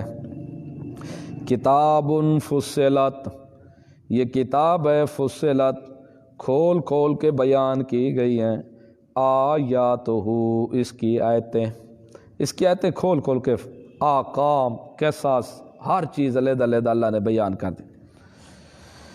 قرآن عربیہ، قرآن ہے عربی زبان میں، قرآن عربی زبان میں، لِقَوْمٍ يَعْلَمُونَ جاننے والی قوم کے لیے، مستفیدین من القرآن، بتا چکا تھا کہ آسمانی کتاب کے شاگرد دو ہوتے ہیں، ایک مستفیدین من القرآن، ایک محرومین من القرآن۔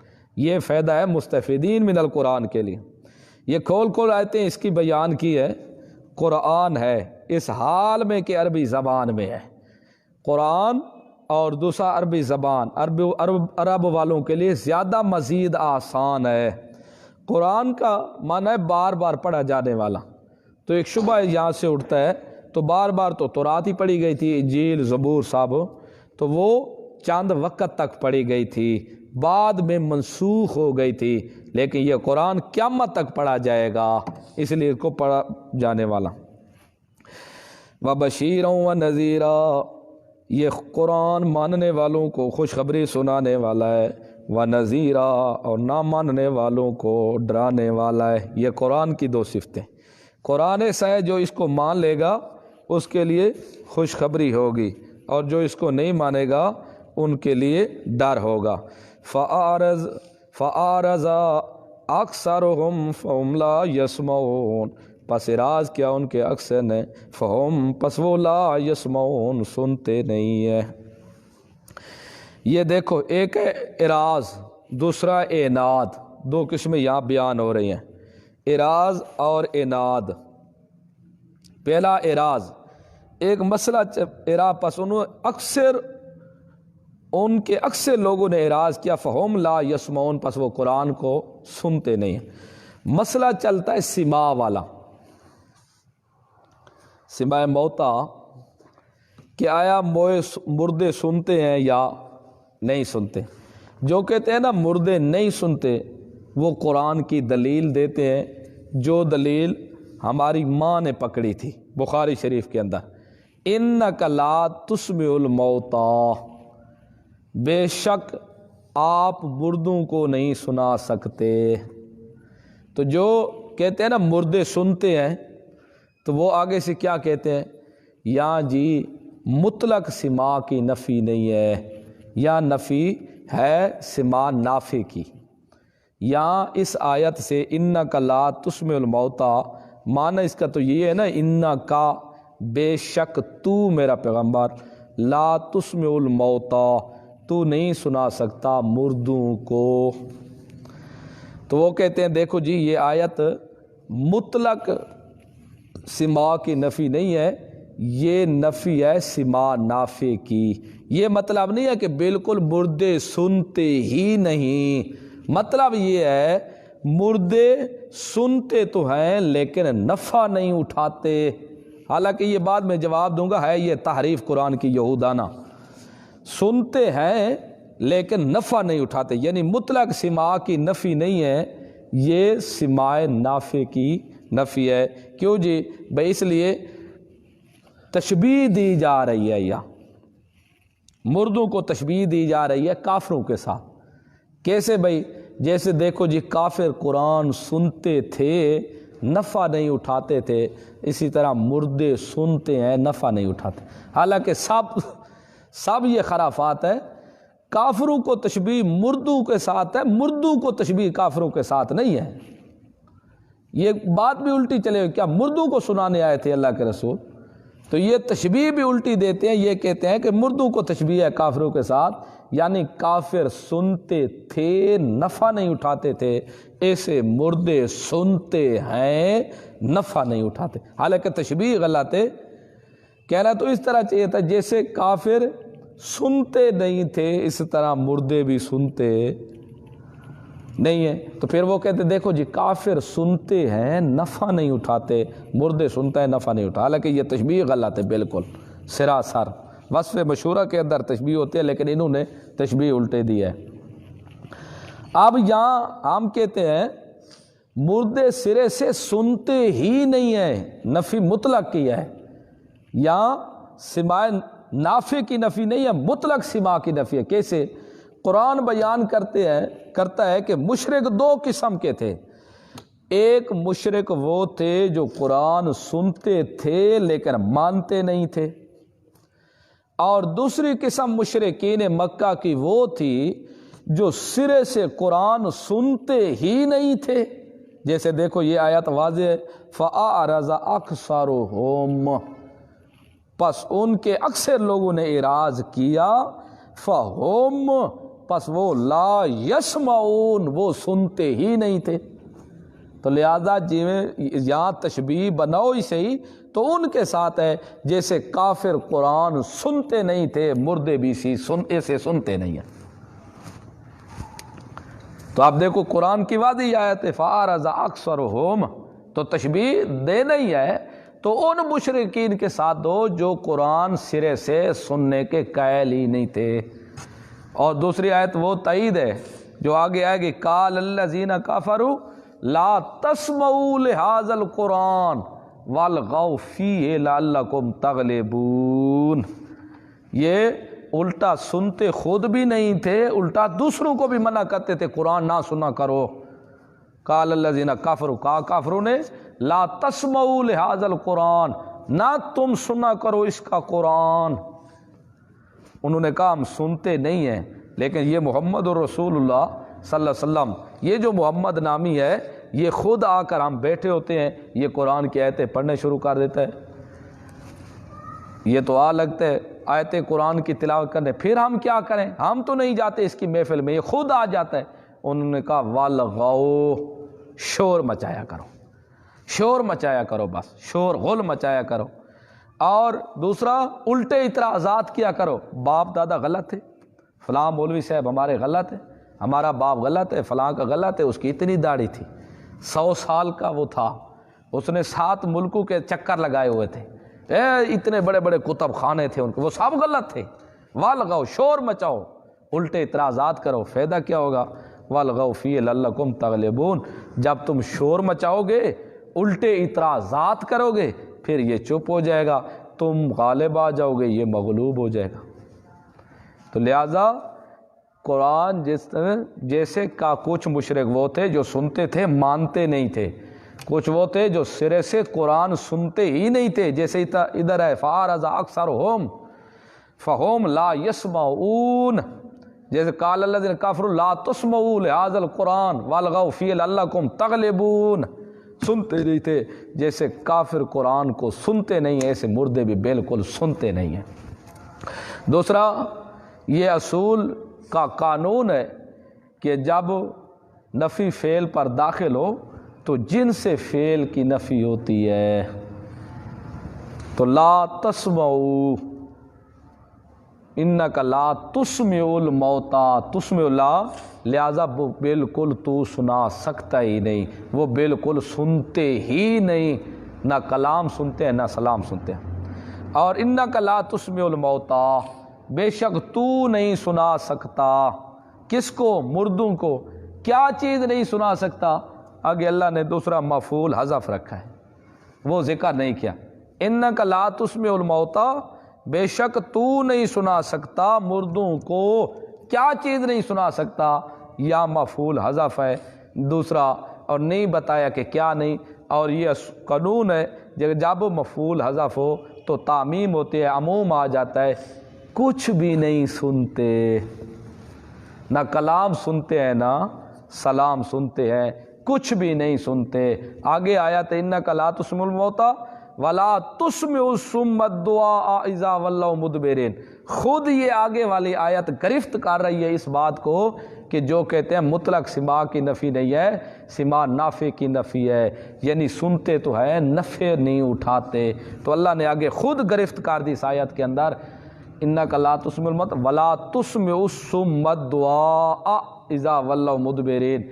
اللہ کہتا ہے ابھی یہ بتاؤ، جب ایک بہرا ہو وہ تمہیں پشت دے کر جا رہا ہو تو تم پیچھے سے پکارو تو وہ تمہاری پکار نہیں سنتا، تو پھر یہاں کیا کہو گے؟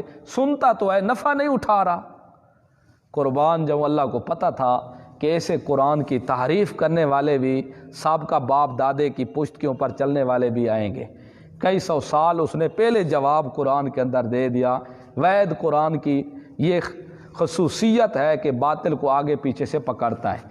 اللہ کو پتہ تھا کہ وہ کہیں گے مطلق سماع کی نفی نہیں ہے، سماع نافع کی نفی ہے، تو پھر آگے سمجھدار ہوگا تو کوئی پوچھے گا، اللہ کہتا ہے ولا تسمع الصم الدعاء، تو نہیں سنا سکتا بہرے کو، اذا ولوا مدبرین، جب وہ پشت دے کر جا رہا ہو، تو پھر یہاں کیا کہے گا کہ بالکل سنتا ہے، نفع نہیں اٹھا رہا، پیچھے جو بلا رہا ہے وہ پشت دے کر چلا جا رہا ہے، پیچھے بیٹھا ہوا بلا رہا ہے او فلاں فلاں فلاں فلاں، تو کیا کہیں گے؟ وہ سنتا جا رہا ہے لیکن نفع نہیں اٹھا رہا، نہیں، وہ بالکل سرے سے سنتا ہی نہیں ہے۔ اسی طرح یہ بھی سنتے نہیں۔ وہاں تو مفعول کو ذکر کر دیا، ولا تسمع الصم الدعاء، دعا نہیں تو سنا سکتا، بیرے کو مفعول ثانی ذکر کر دیا، دعا، اپنی آواز نہیں سنا سکتا۔ اگر اس کے آگے جا کر اس طرح کرنا، آگے جا کر اس طرح تو کہے، اس کو اس طرح کہے، اس کو ادھر کہے، اشارے دے، موٹر سائیکل پر جانا ہے، گاڑی چلانی، وہ دیکھ لے گا، تیری بات سن نہیں لے گا لیکن کئے مقام سننے کے سمجھ لے گا۔ بات ہوتی ہے نا سمجھنے، تو اب ایک آدمی کانوں سے سنتا ہے، اس کو سمجھانے کی ضرورت ہی نہیں ہے، اس کو صاف لفظوں میں کہہ دے بھائی چلنا ہے ملتان، گاڑی آئی کھڑے، چلو تیاری کرے چلے ملتان، اللہ اللہ صاحب، اب اشارے کرنے کی ضرورت۔ لیکن یہ جو ہے بہرا، اللہ نے کہا یہ تمہاری پکار نہیں سنتا، صرف پکار کی کیوں ادھر مفعول کیوں نہیں حذف کیا؟ اس لیے کہ اس کے آگے جا کر تم کہو نا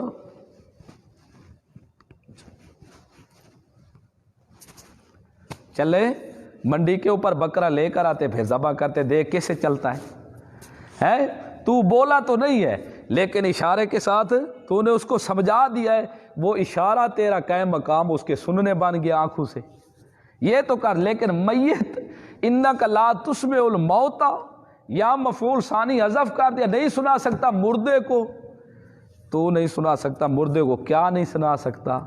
یعنی تو ایک تو پکار ہی نہیں سنا سکتا، کچھ نہیں سنا۔ دوسرا جو پکار سنانے کے قائم مقام ہے، تو مردے کے آگے ایسے ایسے کرتا رہے یا ایسے کرتا رہے یا تو خود ایسے ہو جا سر ایسے کر لے، تب بھی وہ اشارہ ہی نہیں سمجھ سکے گا، کچھ بھی ادھر نہیں ہو سکتا۔ اس لیے اللہ نے اور ان کا ناک اس طرح رگڑ کے کاٹ دیا تاکہ ان کو پتہ چلے بیرا پھر بھی اشاروں کے ساتھ کرے گا اشارے، لیکن وہ سمجھ لے گا سننے والی باتیں، لیکن یہ جو ہے نا یہ تو اشارے بھی کر بیچارہ کچھ نہیں کر سکتا۔ تو لہٰذا اصل بات یہ سمجھا رہا تھا کہ قرآن میں جہاں بھی ہے وہ سما مطلق کی نفی ہے، بالکل ہی نہیں سنتا، اور یہ اصول فقہ کا قانون ہے کہ جب فعل پر نفی داخل ہو، جن سے فعل کی نفی ہوتی ہے، کچھ نہیں سنتا، نہ کلام سنتا ہے نہ سلام سنتا ہے، کچھ سن ہی نہیں سکتا۔ تو فَأَعْرَضَ، تو یہ مشرکین وہ مراد ہیں جو سرے سے قرآن سنتے ہی نہیں تھے۔ فَأَعْرَضَ، پس اعراض کیا اکثرہم، ان کے اکثر نے، فَهُم، پس وہ لا یسمعون، وہ سنتے ہی نہیں تھے۔ وَقَالُوا، آگے سے کہتے تھے، یہ عناد ہے ان کا، ایک سنتے نہیں تھے، دوسرا آگے سے کہتے تھے قلوبنا، دل ہمارے، فی اکنہ، پردوں میں ہے، مما، اس چیز سے، من ما، یرملون قانون، مما، اس چیز سے، تدعونا، جس کی طرف تو ہم کو بلاتا ہے، اس کی طرف، کس کی طرف بلاتا تھا؟ مسئلہ توحید کی طرف، کہ مشکلات میں، حاجات میں صرف اکیلے اللہ کو پکارو، اللہ کے سوا تمہاری کوئی مشکلیں حل کرنے والا نہیں، تمہارے کوئی بیٹے بیٹیاں دینے والا نہیں۔ جو مسئلہ توحید کی طرف تو پکارتا ہے نا، کہ ہر وقت، ہر جگہ، ہر چیز، جو چیز بھی مانگنی ہو اللہ سے مانگو۔ اللہ کے رسول نبی کریم صلی اللہ علیہ وسلم نے اتنا قریب کیا صحابہ کو اللہ کے، کہ حدیث مبارکہ میں آتا ہے کہ تسمہ بھی ٹوٹ جاتا تو وہ بھی اللہ سے مانگتے تھے، نمک کی ضرورت پڑتی تو وہ بھی اللہ سے مانگتے تھے۔ جس مسئلے کی طرف تو ہمیں بلاتا ہے نا، اس کے بارے میں ہمارے دل پردے میں آ گئے، بس ہمیں سننے کی ضرورت نہیں، ہمارے دل میں بہت علم آیا ہوا ہے۔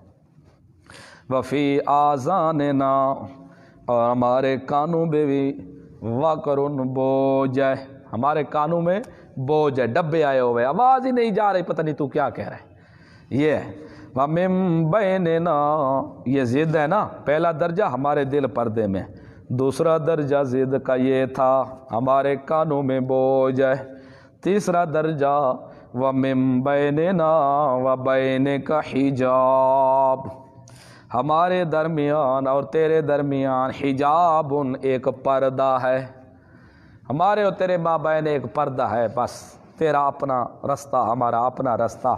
فعمل، مقصود ہے یہ، عمل کر تو، اننا عاملون، بے شک ہم کو بھی عمل کرنے دے، تو اپنے شریعت پر عمل کر، جو تیرا دین ہے نا، تو اپنے مسلکوں پر عمل کر، ہمیں اپنے مسلک پر عمل کرنے دے، جس طرح ہم کر رہے ہیں باپ دادا کی پیروی ہمیں کرنے دے بس۔ قل، میرا پیغمبر جواب دے، یہ بیان دعویٰ، یہ جواب دینا، تم کہتے ہو ہمارا دل پردے میں، تم کہتے ہو ہمارے کانوں میں بوجھ ہے، ہمارے تیرے مابین ایک پردہ آ چکا ہے، تو اپنی جگہ پر عمل کر، ہم اپنی جگہ پر عمل کرتے، ہمیں تیری باتیں سمجھ ہی نہیں آتی، پتہ نہیں تو کیا کہتا ہے۔ اللہ نے کہا کہ میرا پیغمبر، انما انا بشر مثلکم، بے شک میں تو بشر ہوں مثال تمہارے، یوحا الیہ، وحی کی گئی ہے میری طرف۔ کون سی وحی ہے؟ یہ وحی ہے انما الہکم الہ واحد، بے شک الہ تمہارا ایک ہی الہ ہے، فاستقیموا الیہ، پس اسی مسئلہ توحید کے اوپر تم قائم رہو، قائم رہو اسی مسئلے کے اوپر، واستغفروا، اور تم اپنے گناہ اللہ سے بخشوا لو، وویل للمشرکین، یہ نتیجہ ہے شرک، شرک کا نتیجہ تخفیف اخروی ہے، بڑی بربادی ہے مشرکین کے لیے۔ قل انما انا بشر مثلکم، بے شک میں بشر ہاں، دوسرا مثلکم تمہارے مثل ہاں، تیسرا یوحا میری طرف وحی کی جاتے، فرق۔ اوے میں بشر ہوں، تم بھی بشر ہو، تم تب کہتے نا آپ کی باتیں ہمیں سمجھ نہیں آتی جب میں بشر نہ ہوتا، اور باتیں ہوتی تب تو تھا، جب میں ہوں ہی بشر تو پھر کون سی بات ہے جو آپ کو سمجھ نہیں آتی؟ یہ انما حسر کے لیے مانا یہ ہے، اوے میں بشر ہی ہوں اور کوئی چیز نہیں ہوں، تو آپ کو بات سمجھ نہیں آ رہی، بات تو تب سمجھ نہ آتی جب بشر نہ ہوتا۔ انما حسر کے لیے، حسر بند ہوتا ہے اور دوسرا پہلو نفی کا ہوتا ہے، اوے میں بشر ہی ہوں، بشر، میں اور نہ جن ہوں نہ میں نور ہوں، میں بشر ہی ہوں، پھر تمہیں بات میری سمجھ کیوں نہیں آتی؟ دوسری آنا بشر ہوں، میں بشر ہوں، تو یہ قرآن کی نص قطعی ہے اس بات کے اوپر کہ پیغمبر نبی علیہ السلام بشر تھے نہ کہ نور تھے، اللہ کے رسول بشر تھے، لیکن ہم کہتے ہیں اللہ کے رسول بشر تھے لیکن ایسے بشر تھے جس کا کوئی اور بشر مقابلہ کر سکتا ہی نہیں، نہ کوئی اس جیسا بشر آیا ہے اور نہ کوئی بشر آ سکتا ہے، اور نہ اللہ کی دکان میں کوئی اس جیسا بشر موجود ہے۔ بشر ہے لیکن اس کے ساتھ کا اور کوئی بشر بھی نہیں۔ دوسرا مثلکم، میں تمہاری مثل ہوں، یہ کیوں کہا؟ جب کہہ دیا انا بشرون، میں بشر ہوں، تو پھر مثلکم کے کہنے کا کیا مطلب؟ اس لیے کہ ایک ہے بشر حقیقی، ایک بشر ہے صوری تمثیلی۔ یہ حضرت عیسیٰ علیہ السلام کا معجزہ تھا نا، مردوں کو زندہ کرنا۔ جب عیسیٰ علیہ السلام مردوں کو زندہ کرتے بِإِذْنِ اللہ کے ساتھ، تو عیسائیوں نے کہہ دیا کہ یہ انسان نہیں ہے، یہ بشر نہیں ہے، بشر کا کام نہیں ہے مردوں کو زندہ کرنا، لہٰذا یہ اللہ ہے یا عیسیٰ کی شکل میں اللہ ہو کے اترا ہوا ہے، نعوذ باللہ من ذالک، یعنی اللہ حلول کیا ہوا ہے۔ بعض کا یہ بھی نظریہ حلولیہ والا بھی ہے کہ عیسیٰ علیہ السلام یہ جو مردوں کو زندہ کر دیتا ہے، یہ عیسیٰ یہ بشر نہیں ہے، یہ اللہ ہے، کیونکہ مردوں کو زندہ کرنا یہ بشر کا کام نہیں ہے۔ تو ایک بات یہ ہے کہ اگر یہ عیسیٰ علیہ السلام کا معجزہ تھا نا، کوئی کھا کر آتا وہ بتا دیتا یہ چیز کھا کے اتنی تم نے گھر میں ذخیرہ کی ہوئی ہے چیزیں، مردوں کو زندہ کر دیتے تھے اللہ کے حکم سے، بِإِذْنِ اللہ کے حکم سے۔ تو جب اگر یہ سوال ہے کہ جب مردہ پہلے زندہ ہے تو پھر عیسیٰ علیہ السلام کا معجزہ کیسے بنا؟ مردہ پہلے ہی زندہ تھا، پھر عیسیٰ علیہ السلام مردے کو زندہ کر دے تو پھر عیسیٰ علیہ السلام کا یہ معجزہ کیسے؟ پھر تو سوئے کو ہم بھی جگا دیتے، ہمارا بھی معجزہ بن جائے گا۔ ماننا پڑے گا کہ جو مردہ ہو وہ مردہ ہی رہتا ہے۔ تو عیسائیوں نے یہ سمجھا کہ جب یہ مردے کو زندہ کر دیتا ہے تو لہٰذا یہ بشر نہیں ہے، یہ صورتاً بشر ہے، تمثیلاً شکل بشر والی ہے، لیکن حقیقتاً یہ اللہ ہے۔ تب اللہ نے کہا لَقَدْ كَفَرَ الَّذِينَ قَالُوا إِنَّ اللَّهَ هُوَ الْمَسِيحُ ابْنُ مریم، پکی بات ہے یہ کافر ہیں۔ کفر کا فتویٰ پہلے لگایا تحقیقی، پھر بتایا کہ میں نے ان کو کافر کیوں کہا۔ لَقَدْ كَفَرَ الَّذِينَ قَالُوا إِنَّ اللَّهَ هُوَ الْمَسِيحُ ابْنُ مریم، پکی بات ہے یہ کافر ہیں، کیونکہ یہ کہتے ہیں یہ عیسیٰ بن مریم جو ہے نا یہ خود اللہ ہے، اس لیے یہ کافر ہے۔ تو انہوں نے کہا کہ شکل انسان والی ہے لیکن اصل میں اللہ ہے۔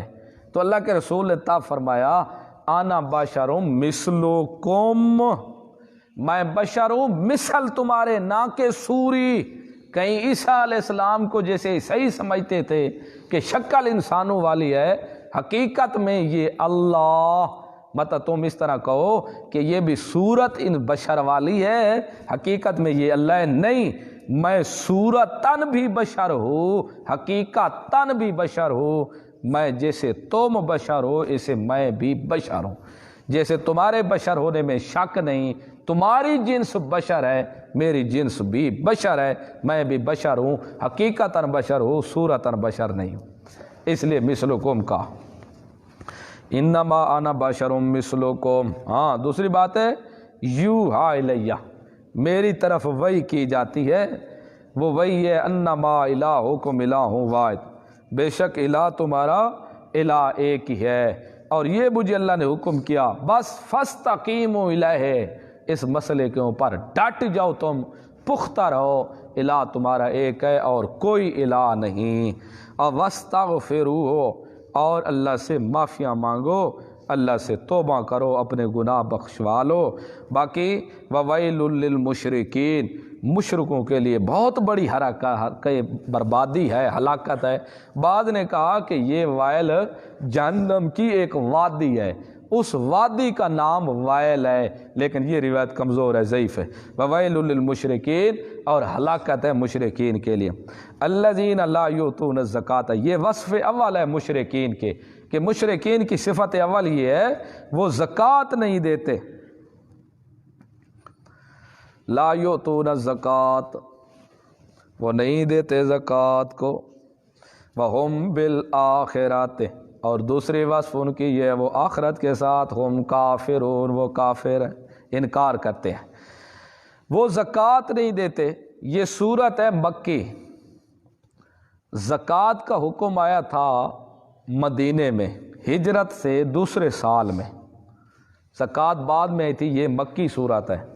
تو حضرت ابن عباس دوسرے بھی کہتے ہیں یہ زکوٰۃ ہے جسم کی، وہ زکوٰۃ نہیں نکالتے یعنی اپنے وجود کو پاک نہیں کرتے، لا الہ الا اللہ۔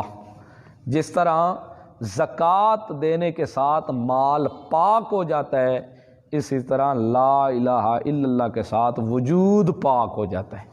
وجود کی بنیادی ناپاکی کے اوپر ہے نا، سرے سے اگر ذرا قطرہ بھی باہر نکل جائے اپنے مخرج سے تو غسل فرض ہو جاتا ہے۔ اگر جگہ بھی ٹکرا جائیں، مخرج بھی دونوں ٹکرا جائیں، تب بھی غسل فرض ہو جاتا ہے۔ لیکن بات یہ جیسے مال کو پاک کرنا ضروری ہے، مال پاک ہوتا ہے زکوٰۃ سے، جسم پاک ہوتا ہے لا الہ الا اللہ کی زکوٰۃ سے۔ یہ لا الہ الا اللہ محمد رسول اللہ، یعنی یہ کلمہ نہیں پڑھتے، اللہ کو وحدہ لا شریک نہیں مانتے کہ اللہ کا کوئی شریک نہیں ہے، اس بات کو تسلیم نہیں کرتے، اس لیے یہ مشرک ہیں۔ دوسرا یہ آخرت کا انکار کرتے ہیں۔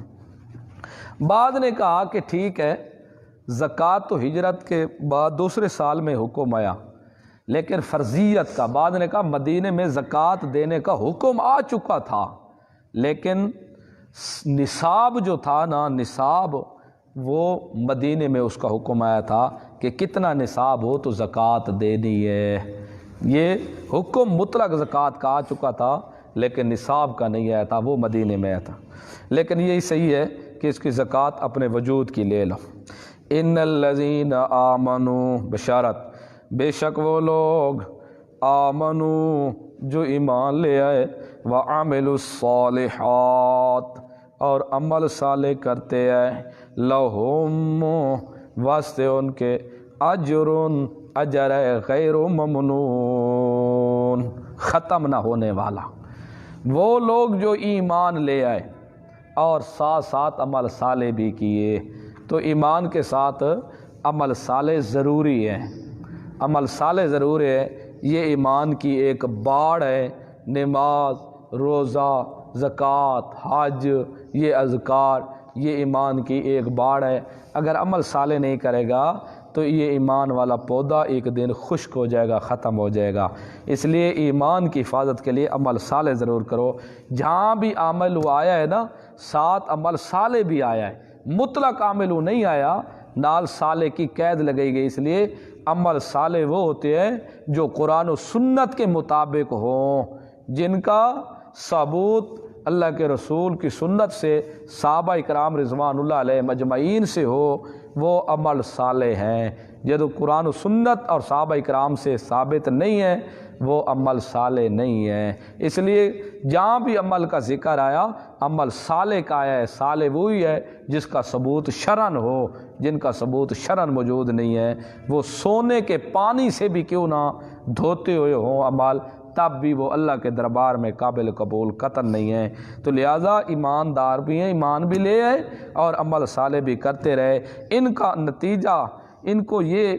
نتیجہ یہ ہوگا، ان کے لیے اجر ہوگا، لیکن اجر ایسا ہوگا غیر ممنون، جو ختم کبھی بھی نہیں ہوگا، لا محدود ہوگا، جس کی کوئی حد بھی نہیں ہوگی، لا محدود، جس کی کوئی بھی حد نہیں ہوگی۔ یعنی عمل کا ایسا اللہ ان کو بدلہ دے گا جو کبھی ختم ہوگا ہی نہیں۔ اللہ عمل کی توفیق عطا فرمائے، انشاءاللہ زندگی رہے تو پھر پچھلے ٹائم